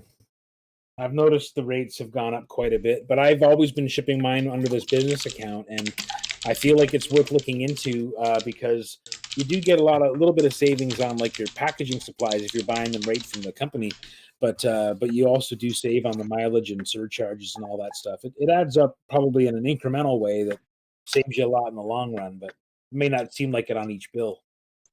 Hey, Camillo. Randy's asking if you're going to smash out another one today too, or how much time we got left? We have an hour. I don't know if I'll be able to do another one. Yeah, I think I got about another 40 minutes or so of rendering on this one. Oh, hey, that's fine with me, man. I was just relaying a question. Yeah, just do your thing, man. Yeah. But it is early in the day here. Like, I can keep drawing all day off camera. Yeah, I mean, we have people start and then finish, because again, 3 hours is a long time for a live stream, but not really a long time to do art. So a lot of times, most of the time, unless it's Hugh, because Hugh in 3 hours will pump out like 5 pics, but usually most of the artists finish it up depending on their time zone, tonight or tomorrow morning. Yeah. Randy said, "Damn it! Well, it was worth a shot." So yeah. I mean, to be honest, I thought I might get 2 done. Like before I woke up this morning, I'm like, maybe I can do 2 of them, And I had an idea for a second one, but I literally just rolled out of bed onto the stream. So I think that's I'm working a bit slower than I usually do because of that. Oh, that's all right, man. I'll say, yeah. Funny thing is, Yeah. I did the same thing too. I just woke up and came to the stream. So, but we live different lives. So I got a question. What's up? So obviously I'm going to be working on these a little bit more through the course of the evening and then maybe into tomorrow morning, just to, finish what I've started. Mhm. Is this something where it would be good to be posting progress pics in tags, or should I Everyone set would up a secondary stream and let people come to that, or? everyone would love to see that. I'm sure. That is totally up to you. Okay. Yeah. I mean, if it doesn't hinder your workflow, go for it. That'd be awesome. Yeah. I mean, Cool. no one would say, "Boo! Don't do that. Don't show us the work." Well, I don't know whether it's going to be like sort of a teacher's pet situation, like Casey, stop talking. We've got other artists here. Oh no. Oh no, they'll if they want to talk, they'll step on up. But no, you're good to go. I mean, like I said, because normally, well, I shouldn't say normally. It depends on who the artists are, because we have artists that are big time chatters, and then we have artists that get so focused in the work that they forget that they're on the live stream, and I have to verbally prod them to, hey, you guys still breathing? Okay, great. Because there's literally times where Sean, I will think his feed has frozen because he will stop and be thinking about his next move on his page, but he holds his pen perfectly still that entire time, and he doesn't say a thing. And I have to check it. Hey, Sean, are you still here? Oh yeah. Sorry. Then he'll start talking a little bit, but yeah, his feed could be completely frozen and we would never know. Okay. So in that case, my next question is, if I do like post pics or do a secondary stream, do you want to set up a secondary stream so that it's just in tags? Sure, that's fine. Yeah, I'd help you with that. Cool. Like because if you want to do that work for me, I will totally continue to like live perform for you. Okay. Hey, I won't say no to that. Cool. Yeah. Besides, it'll keep me working and finishing up. Perfect. And I'll just pop in from time to time and let you know we're still going. Because after this, I have to take my break and get dinner because I'm like already here getting a little angry. So yeah, do we have opening bids, Rob? We sure do. But you're just gonna have to wait till after you're done with your game to find out what those are. You're not gonna be. Was it Rob's D&D night? Yeah. Him and Steve's games tonight. So, Rob, to answer your question, sir, we have Snuffle Thing from Mike. Put that on screen real quick. This one is at $175 from Barry Chapman. Michael's Beaker Doom, or Dr. Doom Beaker, whatever we're calling that one. That one's at $100 from David Cabo. And David also has. I'm sorry, what? I said, thank you, David. Oh. And Camilo's Pig Leather Face is at $130 from David as well. And both Gonzos are $50 with Randy. If I missed anybody's bid that's higher than what I just announced, go ahead and post them in the chats and I will update the spreadsheet.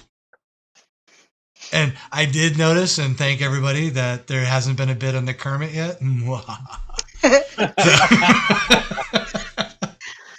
How gracious of you to suggest that it is them being considerate as opposed to my Kermit not being super compelling yet. Oh no!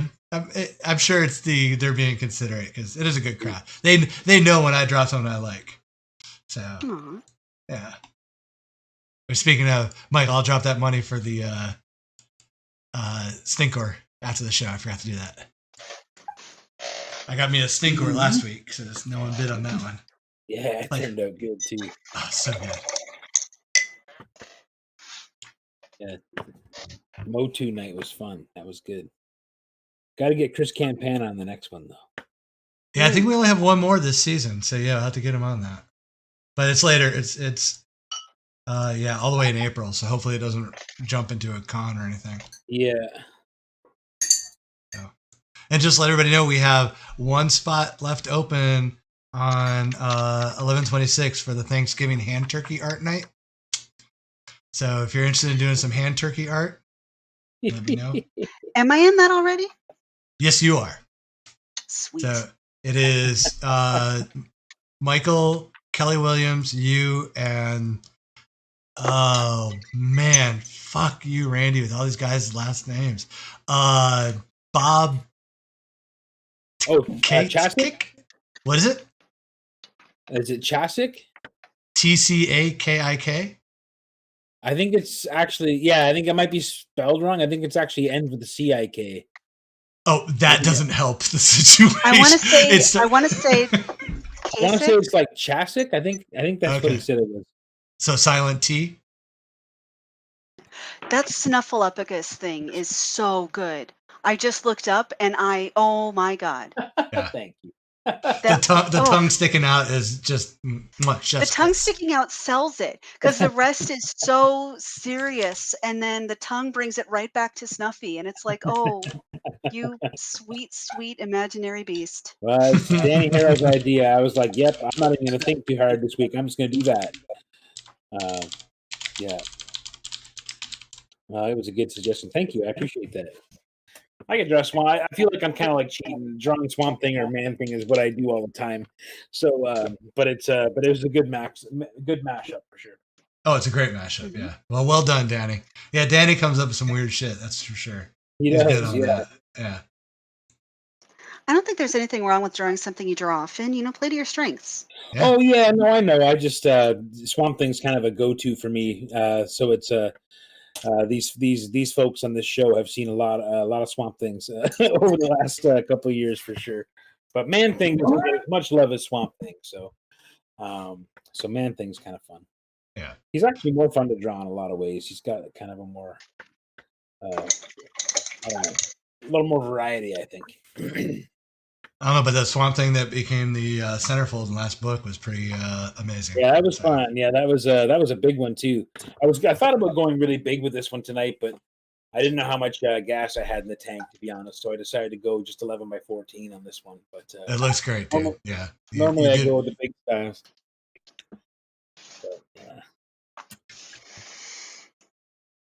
Yeah, Eric's saying Swamp Thing and TMNT for Mike Rooth. Yeah. Yeah, you can't get enough of that. Tara, what is hand turkey art? It's exactly what you think it is. Yeah. It is, we're going to trace our hands and turns our hand into art. So, whether it be a superhero, horror, whatever you want to do. Yeah, anything. So, and Wait, I will actually be hands? Huh? You basically trace your hand and then you add details. You use the hand as the as your guiding main shape, basically. So just imagine you're like in kindergarten class making a turkey for Thanksgiving project or something like that. What hell did I walk into now? You do like a hand tracing, and then you can style it. So suppose you're gonna do like, I don't know, pick any character, you would just turn that hand into the body of the character in some capacity, and detail it accordingly, basically. Okay. Yeah, it should be fun. It should be pretty fun. Okay. Yeah, I mean, it's not going to be high art. It's just going to be fun. It's a holiday show, and I will actually be partaking that evening. So, hey, yeah, you're gonna draw? Yeah, I owe Murray a hand turkey, so he's getting it on a tags book that night. So, Okay, what that sounded like. oh, I've been practicing because it's going to be a shit show. Yeah, it'll be fun for sure. But I have my plan on what I'm going to do. So, you gonna share? No. Or is it a surprise? No, It's going to be a surprise. Mike knows because I had to ask Mike on some technique. I'm not that type of artist.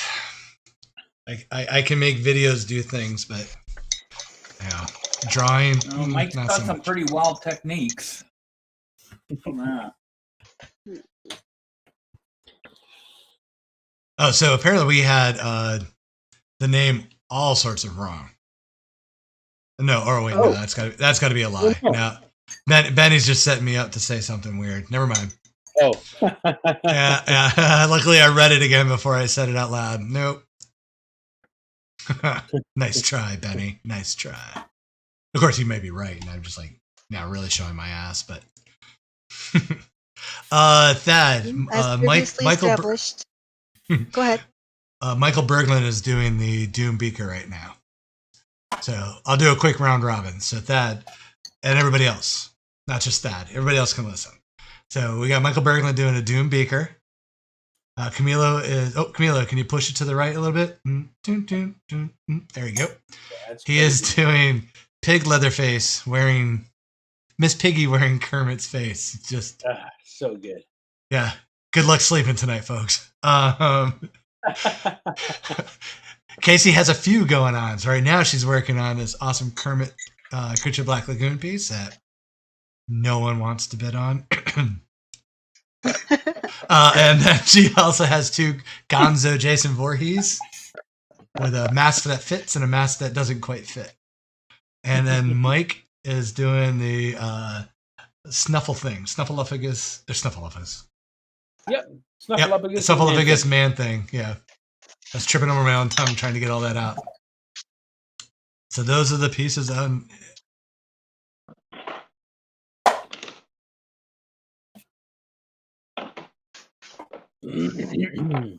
Tell you the tongue is just the perfect touch.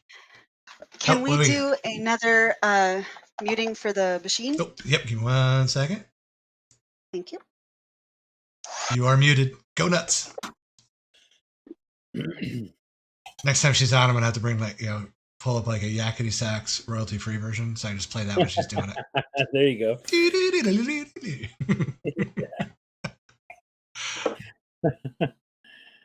Brent, I'm assuming you're talking about all the pieces, because yes, they are amazing.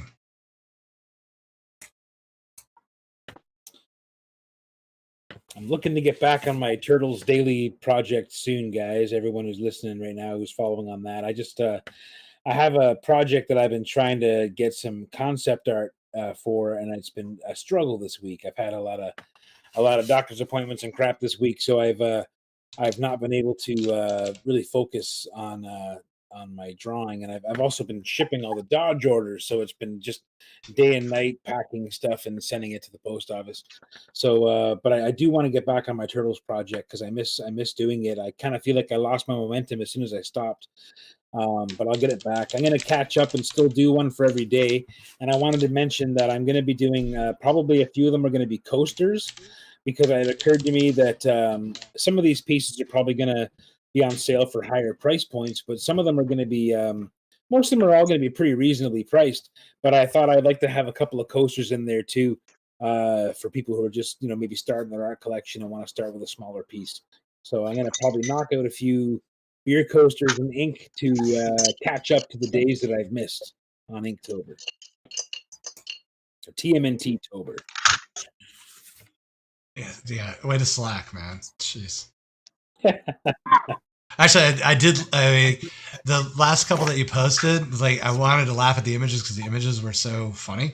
But I was like, at the same time, like, oh, I know he's just putting his actual exhaustion into these characters. So I didn't want to come off as just like a complete asshole laughing at how. No.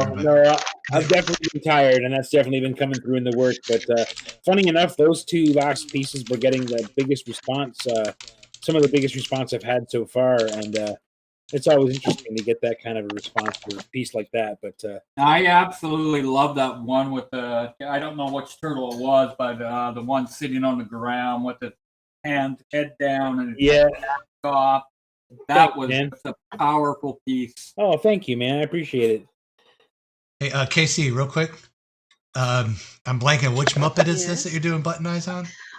This is one from Sesame Street. I figured if we're talking about a scary movie with a person who kidnaps children, then we need a child.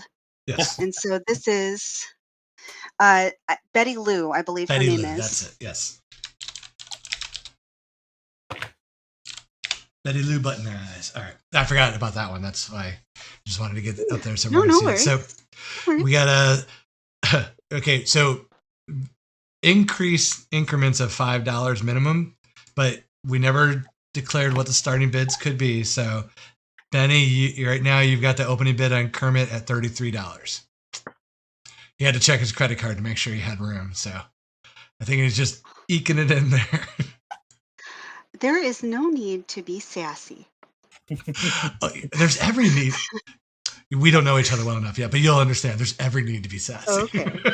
All right. I have 2 modes: snarky and sleep.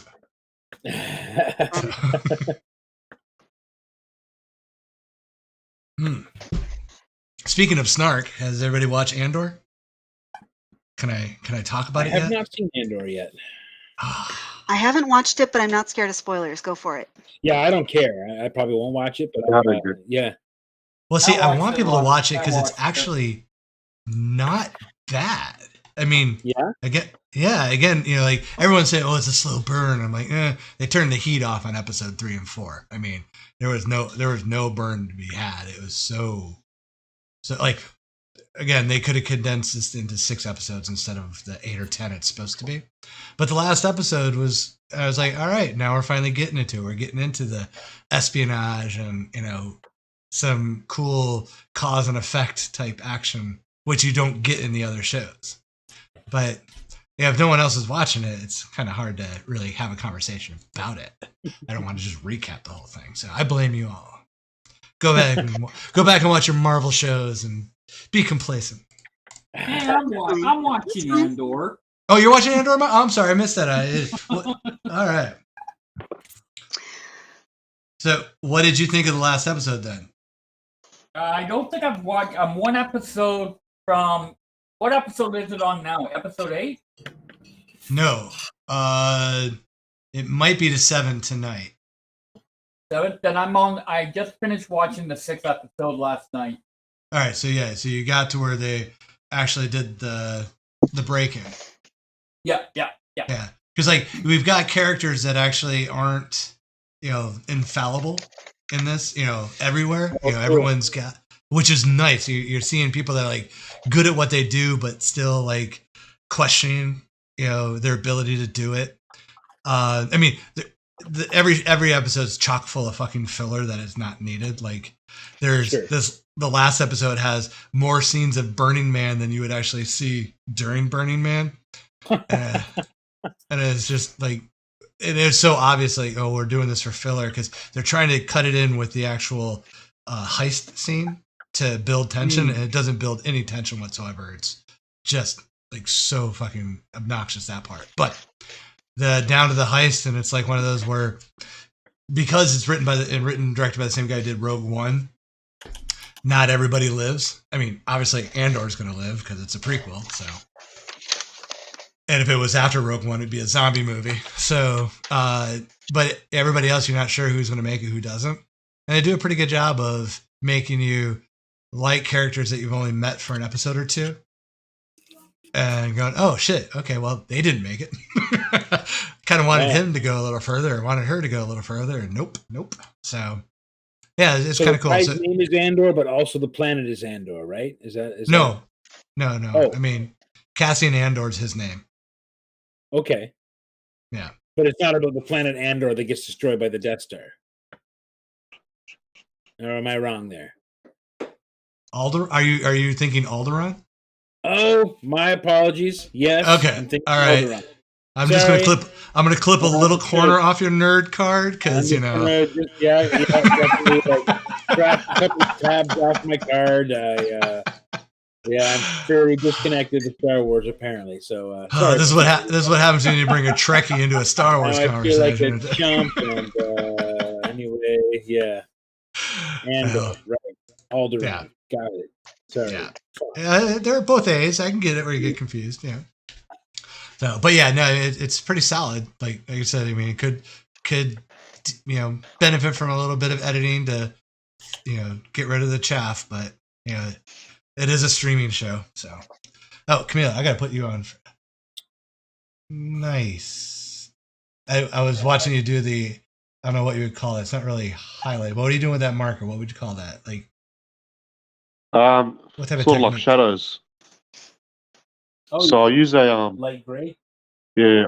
I use like a warm gray to do some shadows. Nice. But I saw you you're putting around the ears to kind of actually make the ears have solid lines on the outside. So that was kind of cool. Yeah. Just ignore me. I'm rambling. I'm not an artist, so these techniques are beyond me. But yes, it's awesome. Very cool. Yeah. Damn, Do you do most of your work by hand, like color work, Camillo, by hand, or do you do a lot of digital coloring as well? Yeah, I do a lot of digital coloring as well. Yeah. Mostly if I'm gonna make like a poster for a convention or anything that's gonna be published, I'll do it digitally. Yeah, same here. But yeah. You can count on the quality if you kind of doing it by the numbers on a digitally, for stuff that's going to be reprinted, and it's a little bit safer, I think, than Yeah, exactly. And when you scan your original art, it never captures all the details and never even close. I know it's bull. yeah. I hate scanning. It's such a lie. It's such a Yeah, so do lie, I. is what it is. Well, I mean, yes and no. It depends on the scanner, because it does. Yeah, I mean, because the scanner we have at work, jaw dropping on what it can pull. Oh right, yeah. Yeah, but I mean, it's a scanner that was I would never afford. Right. Yeah, I'm glad it's at work. Yeah, I've got like a HP kind of 3-in-1 office thing that's like a scanner. Oh, yeah, that's but you know what? It's actually decent. I just, you know what it is? It's a space thing. I haven't got a huge space, so I have a 3-in-1 because I need something that prints large format. I need something that scans larger format. But it's like I've gotten maybe a year and a half, 2 years out of it. And I've done all the troubleshooting, but I got this line that shows up on all my scans. So I got to scan everything and tie that all together in multiple pieces, like even more so than usual, because it's right through the middle of my scanning bed, and I can't solve the problem. So time to get a new one. But now I'm trying to source out a new 3-in-1 that I can fit in here, and I want to get like an Epson or something that can actually print on this kind of paper. Like the HP can barely print on anything decent to draw on. It prints on some watercolor paper that I like, but it's super thin. Like it's even thinner than 90 pound. This is like 300 pound paper. Or 140 pound. I'd love to get this through a printer. And my old Epson used to print on anything. It could print on super thick stuff. As long as it could get through the rollers, it could be printed on. This thing, it's just got weak ass rollers and bad scanners. So it's time to upgrade. But man, those things are expensive. You start looking into good ones. It's like ridiculous how much they cost. Yeah, I can put 300-pound comic book board through my printer. Really? Yeah, I got a Brothers. Oh yeah, the Brothers a good one. Yeah, I had that one before, and it could do it. My problem with my brother was it wasn't large enough for me. I wasn't able to do any large format stuff like comic book pages and that. Yeah, nope. They have them now. Oh, they do. I know. Yeah. Yeah. Yeah. I picked this one up, I guess, about maybe 5 years ago. And I think it was like maybe about $400 or something like that. Oh, that's not bad then. Right on. Yeah, I've got a brother too, and it's got an 11x17 scanner attached. So yeah, I'm not super happy with the print quality on anything that absorbs. Like I don't like the crispness of the lines on like Bristol board or cardboard. Right. But it's really good for when I want to scan and then print for transferring to paper for traditional. Right. Exactly. Yeah.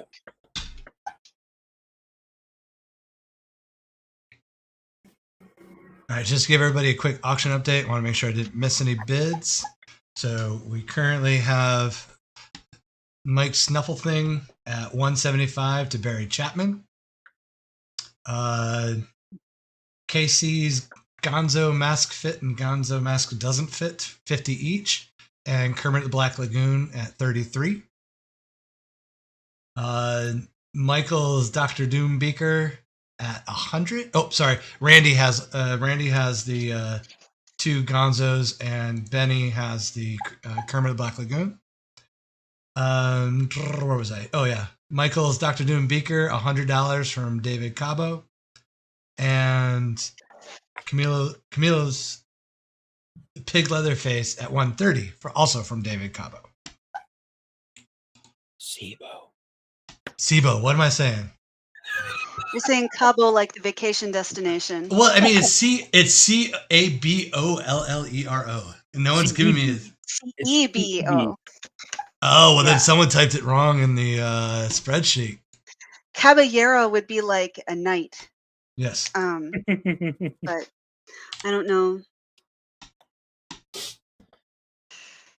I do mention that I drink while doing this, right? Papa Sibo. Papa All right. Sibo. So I apologize, David, for butchering your name for the last 20 minutes. And them just now telling me. Jeez. Well, there's not really a good moment to jump in and be like, "Excuse me, sir. Excuse me. Excuse me." Oh no, there's always a good moment. I mean, I want people I know to tell me I got broccoli in my teeth. You know, if I'm walking around saying something incorrectly, or my fly's open, or I got broccoli in my teeth, and no one tells me, fuck y'all. That's my point of view, because y'all are just I've been calling her Crandall. I feel like an idiot. Exactly.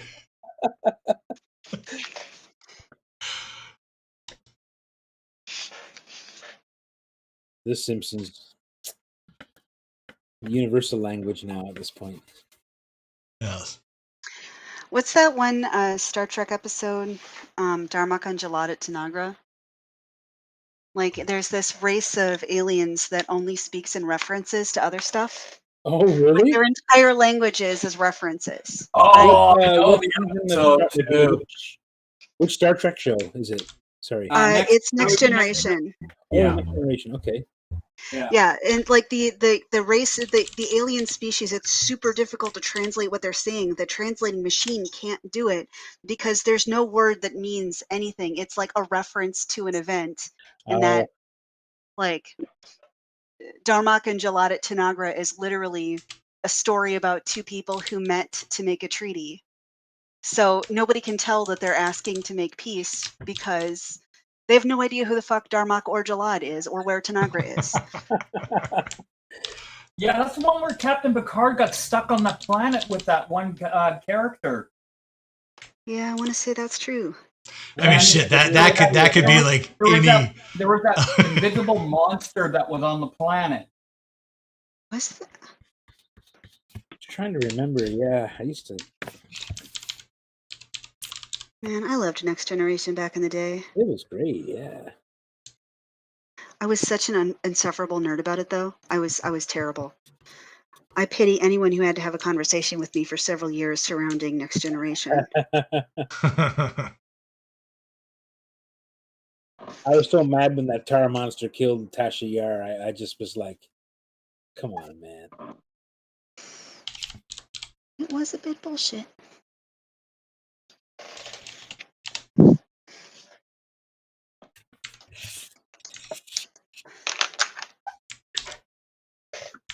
Hello, dear. What? Yes, I know the room is a mess. I'm sorry. Do what? It was in the middle of all the scanning stuff. I'll clean it up tomorrow. What is it you wanted to tell me? Okay, well, have a good night. All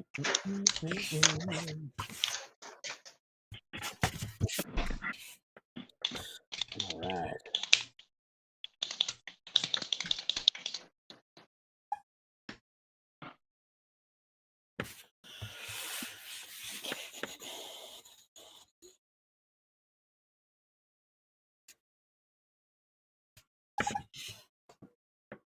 Something I was going to tell you guys. I can't remember now.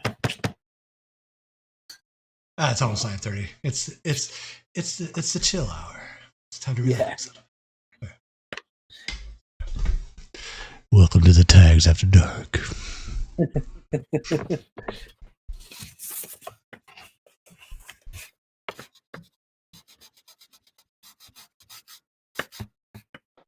Yeah. So we'll be in Halifax this weekend at the HalCon, which is a science fiction convention. more of a science fiction convention than a comic convention. It's actually quite a unique show in that way.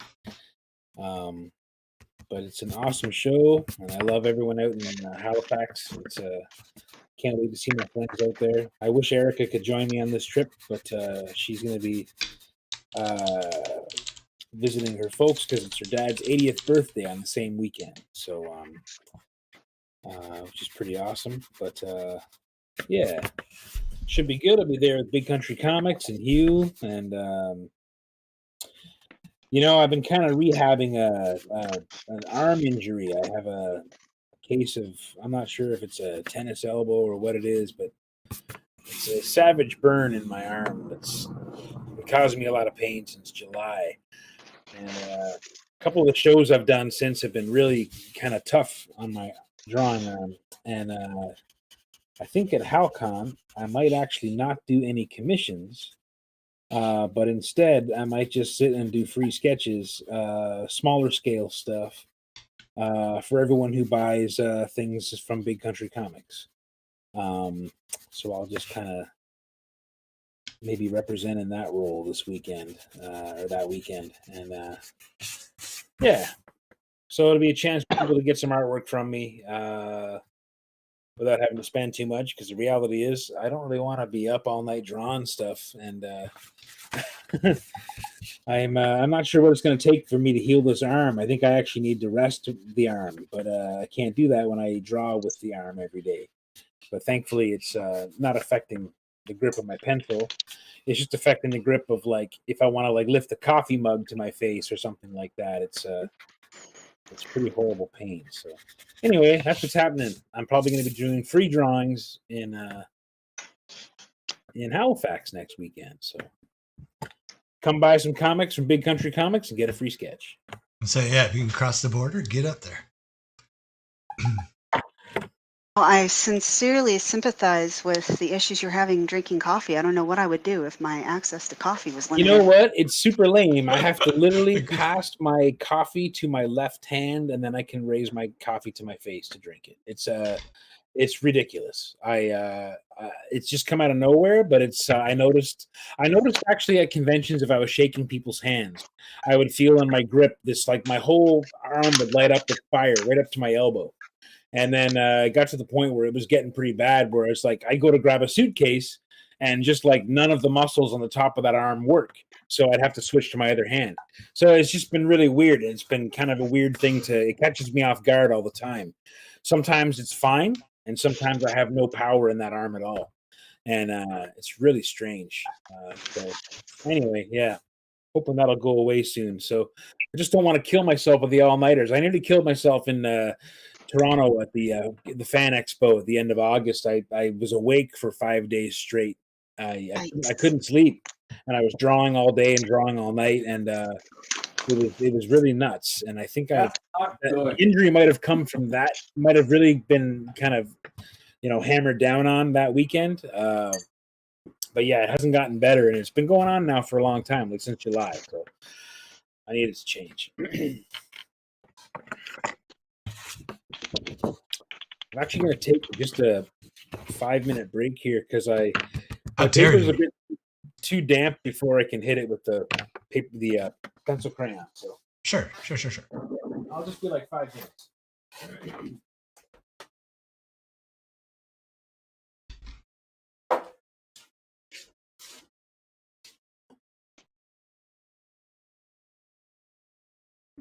Camillo, are you working on any covers right now? Yo. No, nothing at the moment. The last cover I did was for a book called Cancelled by Black Caravan Comics. Okay. Yeah, and that was a store exclusive for a store here in Australia. And then before that, it was a few Last Ronin covers for the Turtles. Very cool. What about you, Casey? You got anything people can pick up right now or anything? I wish I had something specific, like a SoundCloud or whatever. But I got I've just been grinding trying to do with the portfolio lately. I've been working on all kinds of things that aren't necessarily going to be for sale. And then Randy is helping me keep myself organized and clear out my commission list. But I would say just people follow me, like just reach out to me, encourage me. I love the interaction. And that way, as soon as possible, I'll have something we can all brag about. Very cool.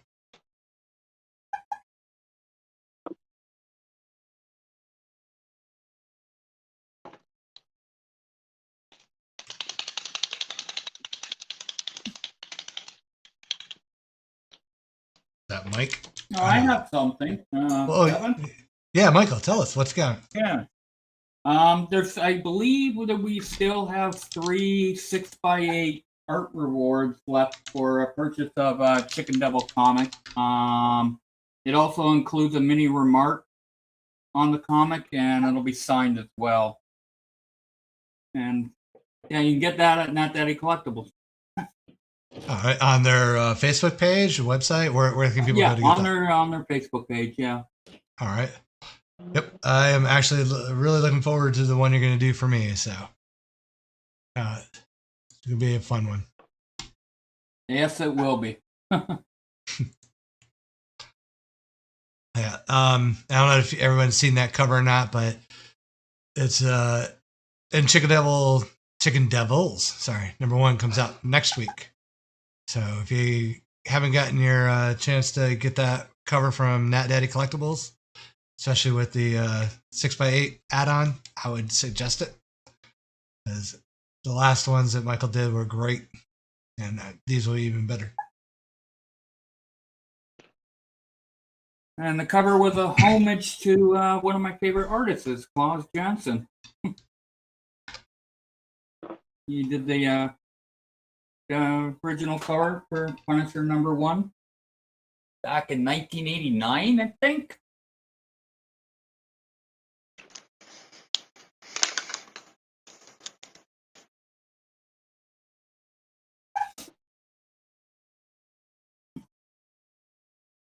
Oh man.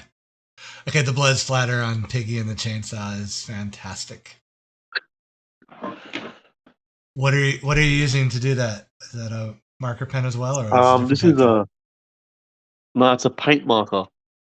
Oh, okay.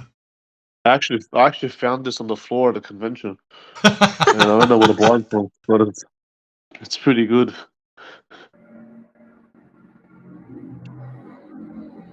So, have you been to any U.S. conventions before, Milo? No, I haven't been out of Australia, but hopefully I'll be able to make it to GraniteCon next year. That would be cool. That'd be awesome. Yeah.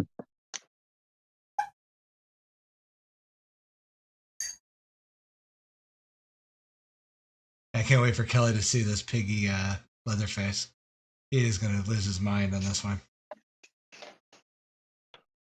You've just set the bar to a certain level that so many of the other people are going to have to try to hit. You know, I have given up on looking amazing next to that. Oh, your stuff! Don't downplay your stuff. No, but I'm not trying to be weird. I'm not trying to be weird about it. I'm just saying everybody's doing so good.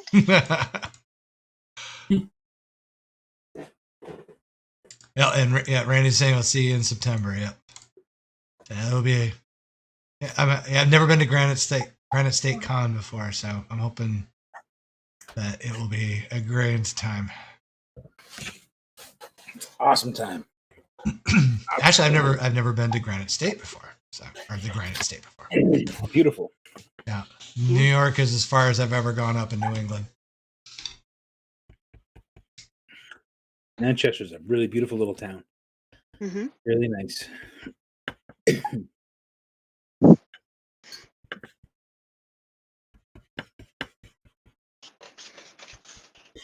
There's a place there. They probably have it in other places, but I'd never seen one before. Called The Goat. It was a restaurant. All right. Mm-hmm. And it was like super like raw America, you know, like that kind of a bar. Had all kinds of like awesome drinks in that, but the food was crazy. But they had one that was just called Bucket of Bacon, and no, it's legit a bucket of bacon that they just put on the table, man, with like a dipping sauce. And wait, dipping bacon? Dipping sauce? Yeah. We're on the It's same like page. it was like a maple syrup kind of sauce with the bacon. It was outstanding. It was actually really, really something, man.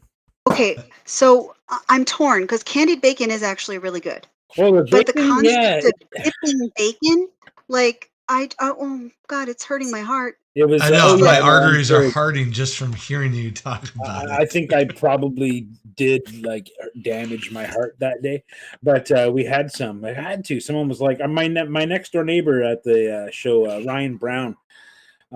He's a wicked artist too, and just a super nice guy. But Ryan G. Brown, he Ryan Gary Brown, yeah, he awesome dude. And he told us, he's like, yeah, you got to go get the bucket of bacon, the bacon bucket. And yeah, it delivered what it promised, man. Literally a bucket full of bacon. So yeah. What does that say about America? Like, this is the American themed bar. Well, here's What the we thing. have is The bacon thing- that you dip in sugar. The thing that blew me away was they had something called the original goat salad, which is like the name of the restaurant. It's like their signature house salad. And I was like, this looks really good. Really good. It's got like, goat cheese and different stuff. It looks like pretty awesome salad. So I ordered it, thinking I'll have that and I'll have, just a little bit of this and a little bit of that, like just some small servings, right? And then I forgot that I was in America and you don't get small servings of anything in America. And this bowl of salad that they served me could have fed a family of 12. Like, I mean, I was eating this salad for like 40 minutes and the bowl didn't even change. Like it was the same as when they handed it to me. it was the most immense bowl of salad I ever saw. And it was funny because at the end of the day, when we paid for our bill, I was like, has anyone ever finished one of these salads? He's like, I've never seen anyone finish that salad. And I just kind of thought, that's America, man, right there.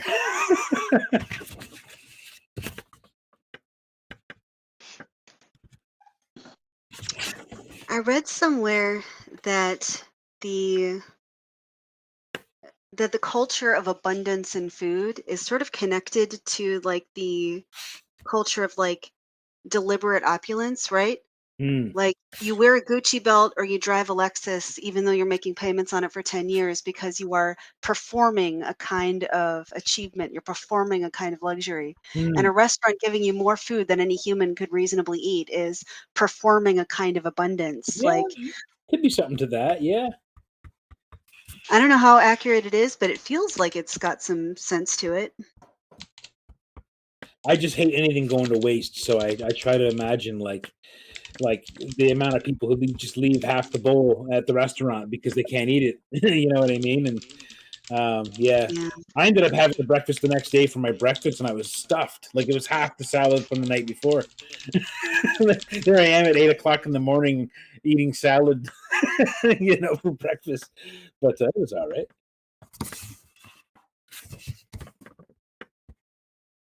Yeah, it was a fun show, though. Really good show. I wish I could have explored the town a little bit more. Yeah.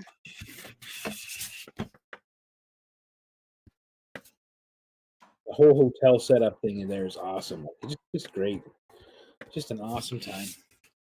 Haven't been able to stop talking about it since I was there.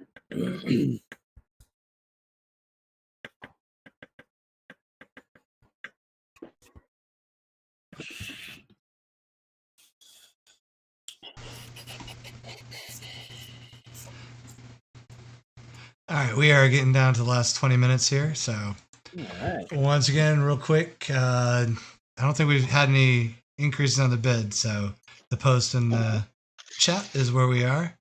Like I said, we will start this up tomorrow evening, and it will run through Tuesday evening on the Things Are Getting Sketchy Facebook page. If you aren't already following it, I ask that you do. That way you'll know when the auctions happen, and you can support these fine artists that we have on the show.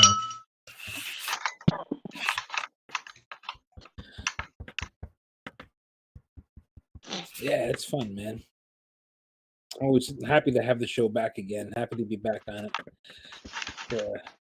Something nice to do that's different than than screaming into the void every night on a blank page. It's scary. When there's a camera on, you have to act. Maybe I should just start doing all my work by camera because, man, I have one of those weeks where everything is a struggle at the drawing board. I don't know why, but just it's just fighting me every step of the turn this week. But just like that sometimes. That is true. Been hiking every day though. I've been going out for a hike every day, and that is something that I feel like helps at least to reset my head so I can go back to screaming the next day. But it's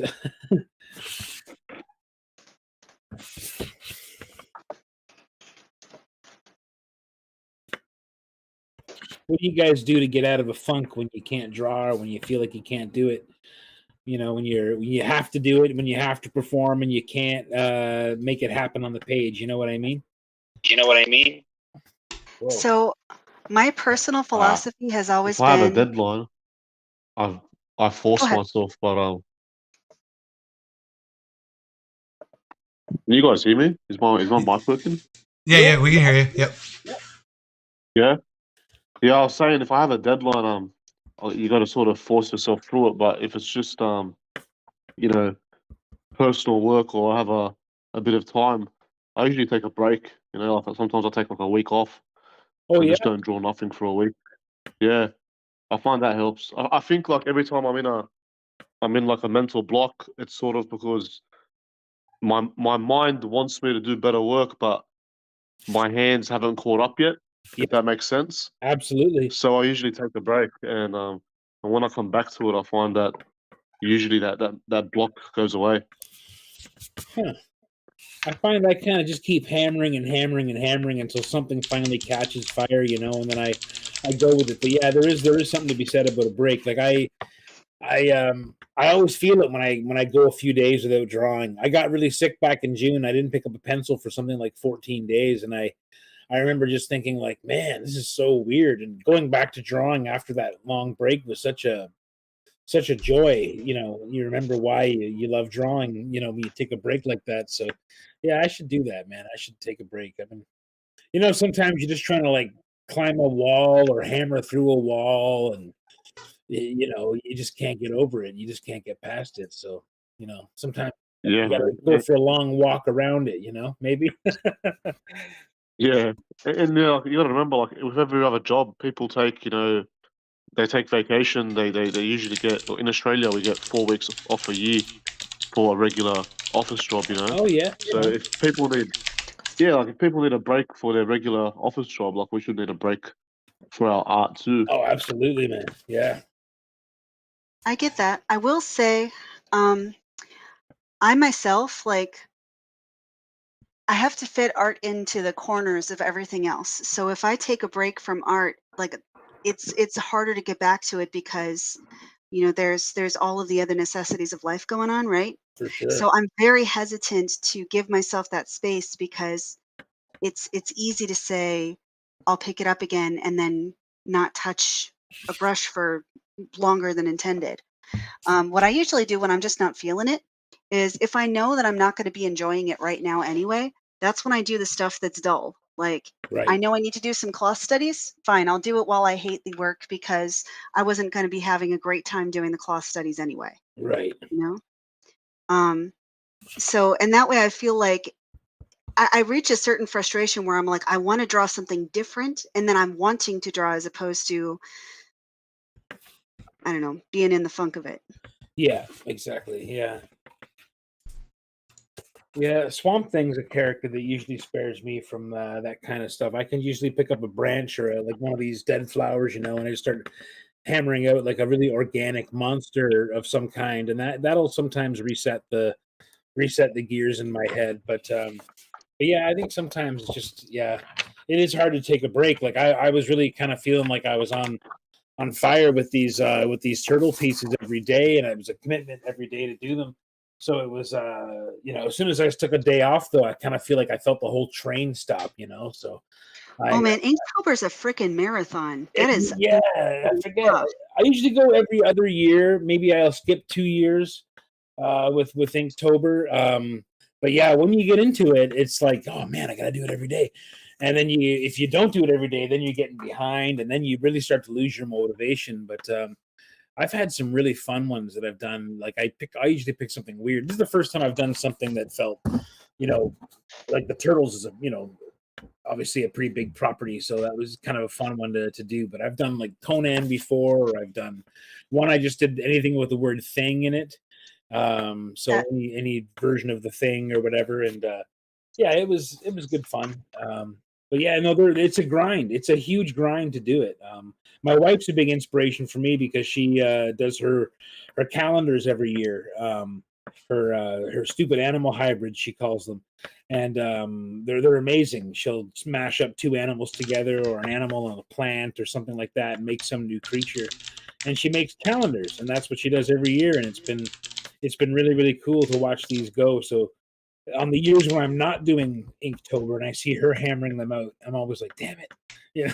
I always feel like I'm letting some part of myself down by not doing it. But it is a big commitment for sure.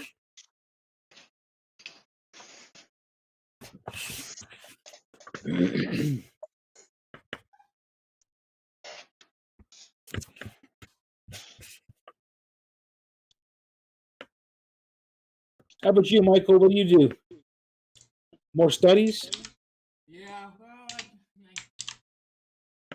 sometimes it's even hard just to do like basic geometric figure studies. Yep. But that's what I tend to do, or is that kind of stuff, and that way I'm building up a catalog of poses in my head as well at the same time. Oh yeah. It's never wasted time. You know what I mean? But I also have discovered where I have taken a break. And the next time I come back to the art actually tends to be better. Mm-hmm. Mm. So I have discovered that too. When I, if I take a week off or something like that, and then the art, I come back and the art's better. Yeah. The monster needs Now, to be fed. I get it. Yep. so my question to that is, do you guys think that's because of the restful impact of a break, or do you think it's just because, like, the curse of being an artist is that your ability to judge your work outpaces your skill, right? Like, and sometimes taking a step back, maybe it feels more like you can appreciate where you're actually at instead of where you feel like you should be. Yeah, I think that makes sense. Yeah. I don't know which it is. I think it's a bit of both, probably. I think the restful stuff probably does have a lot to do with it. Yeah, like if I get into a thing where I'm inking a bunch of pages in a row and I just need to stop, I'll start coloring those pages, and then I'll kind of go into a couple days of just coloring, and then it's it kind of helps maybe balance it a little bit. It makes it feel like less of a grind if you kind of break it up into pieces, I think. Mm. When it's got to get done. So So taking Casey, a drawing, yeah. sorry. Oh, sorry, no. Just meaning like taking a break from drawing very often means drawing in a different way, or Oh, that's drawing with a different tool, or something like that. Something that's an interesting. unrelated to the work, but still keeps the hands and brain moving a little bit. No, I like that. Casey, Okay, real what quick, is your question? Mhm. the rainbow tape that you have, is that just border protection, or is that Yep. like part of the oh, okay, all right. It's just border protection, but I suppose, like, there are people who do, like, you incorporate the tape into their designs. I've never been quite that graphic with it, but I suppose for a Muppet, it kind of makes sense. Yeah, it could work for sure. Yeah, that's why I was Maybe just wondering if I'll. it was intentional or if it was meant for just border protection. Because I've seen Mike do that before in a couple pieces where he'll put like the painter's tape on it or something. But I wasn't sure if you're, Yeah. since it was the rainbow and then just going with the juxtaposition of the creepiness of button eyes. Well, I did deliberately choose my most cheerful washi tapes for today. So That is very creepy. it's getting a little bit better as the shading is going in, I gotta say. That's very, very creepy. Finally getting a good look at it on Yeah, because Coraline's already just one of the more creepy kids movies. Yeah. Somehow it's a kid movie, but just putting it on a Muppet is just so dark. Well, I mean, I feel It's like great. Coraline is. Yeah. No, I'm I'm sorry. glad you guys are liking it. No, I feel like Coraline is one of those movies that acknowledges the truth that so many people don't like to think about, which is that many, many children are just morbid as hell. Hmm. Oh yeah. Like Roald Dahl, like his stories are always incredibly morbid, and yeah. people treat it like, oh, it's whimsical. No, like literally, people are being eaten alive. Like, Oh, where yeah. are you No, going it's this kid? dark stuff, man. Yeah. So I know my.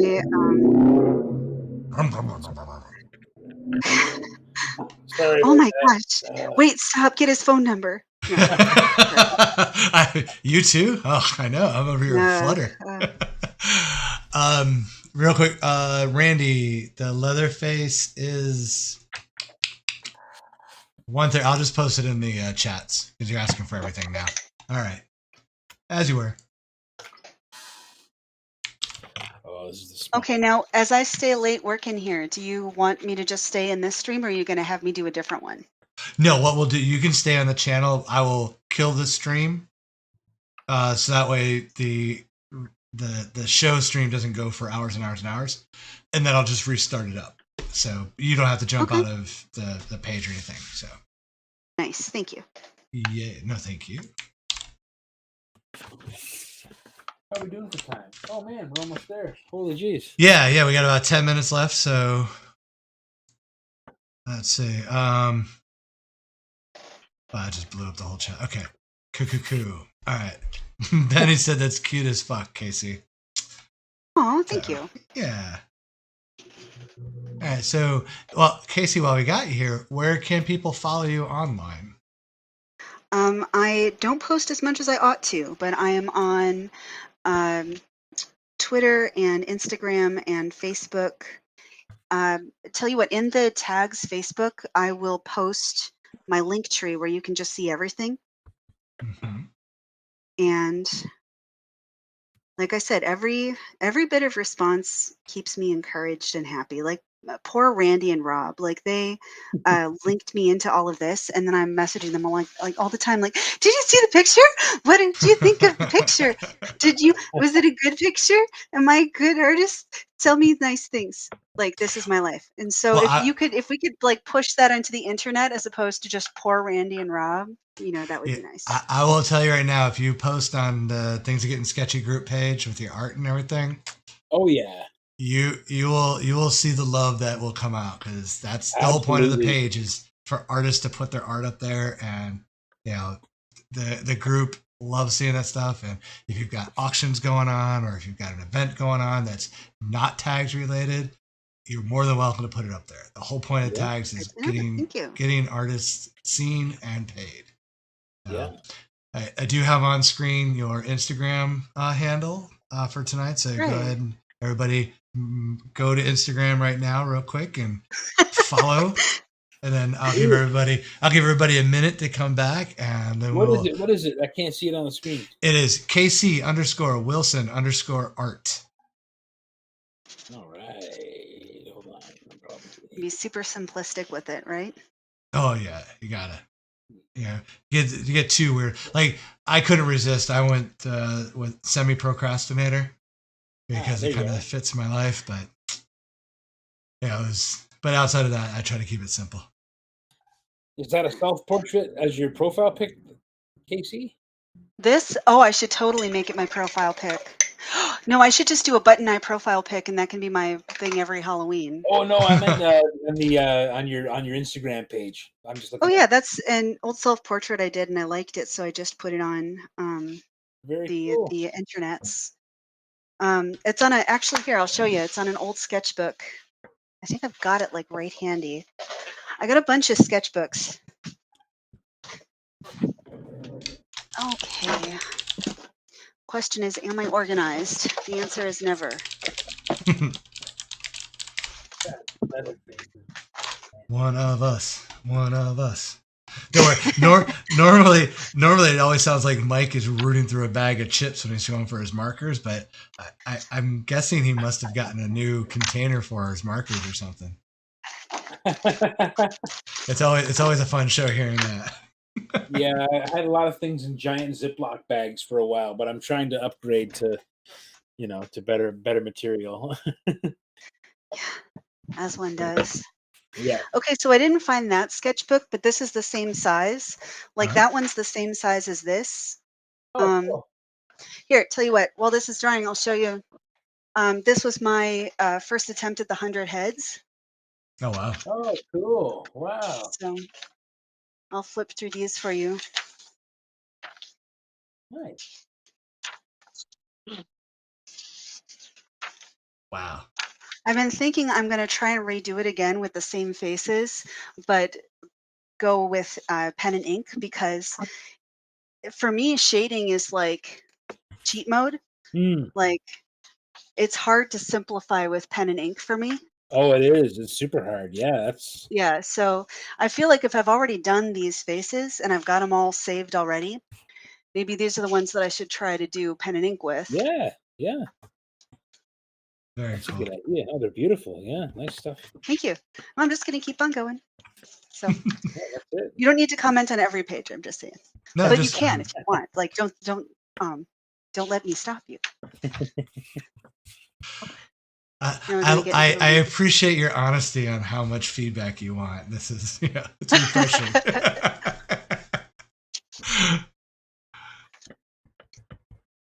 No, but being that there's 100, I'm gonna jump over to Camillo real quick to let people know where he can be seen online.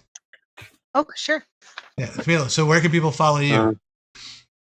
Yeah, so I got Instagram. It's at instacam_ILLO. And I'm on Facebook as well at Camillo Art. Excellent. I will get the rest of your hand. I put everyone's Instagram up for tonight on screen, but I'll get your other handles out of the chat and make sure I put it in the auction post so people can follow you there too. I'm just looking at your Slab City Last Ronin #1, man. That is bananas, dude. Wow. Oh, thanks, man. Yeah. Holy moly. Love the way you draw the turtles, man. Thanks, dude. And Michael, I owe you a huge apology because I did not realize you're going to be on the show right away, so I did not get a Instagram tag up for you. But you want to tell everybody where they can follow you in case they aren't already following you? Yeah, just Michael Berglund. I use Facebook and Instagram, all one word. Berglund is spelled BERGLAND. It's all together, no underscore or anything? No underscore, no, just Michael Berglund, one word. And then Twitter, I think my Twitter is Berglund Michael, so it's just backwards. All right. I put your Instagram tag in the chat so we can get it there. And the uncouth one, for the people who might not know where they can find you. Where can they find you? You can find me at Uncouth Rooth on Instagram, and also the same on Twitter. And I'm Mike Rooth on Facebook. And I have my website is MikeRooth.com, which I'm updating and upgrading as I go. And soon there's going to be a newsletter and stuff too. So there'll be a sign up page for newsletter soon. And yeah. Yeah. All right.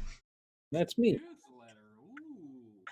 Well, yeah, it's it might just be a chance to reach more people all at once because I'm thinking my days on Facebook maybe short. So I may I don't know. I may go to a more newsletter format type thing for a little while and see how it works and just try some stuff. Uncouth on Substack. Sorry? I said uncouth on Substack. Yeah, something like that. Yeah.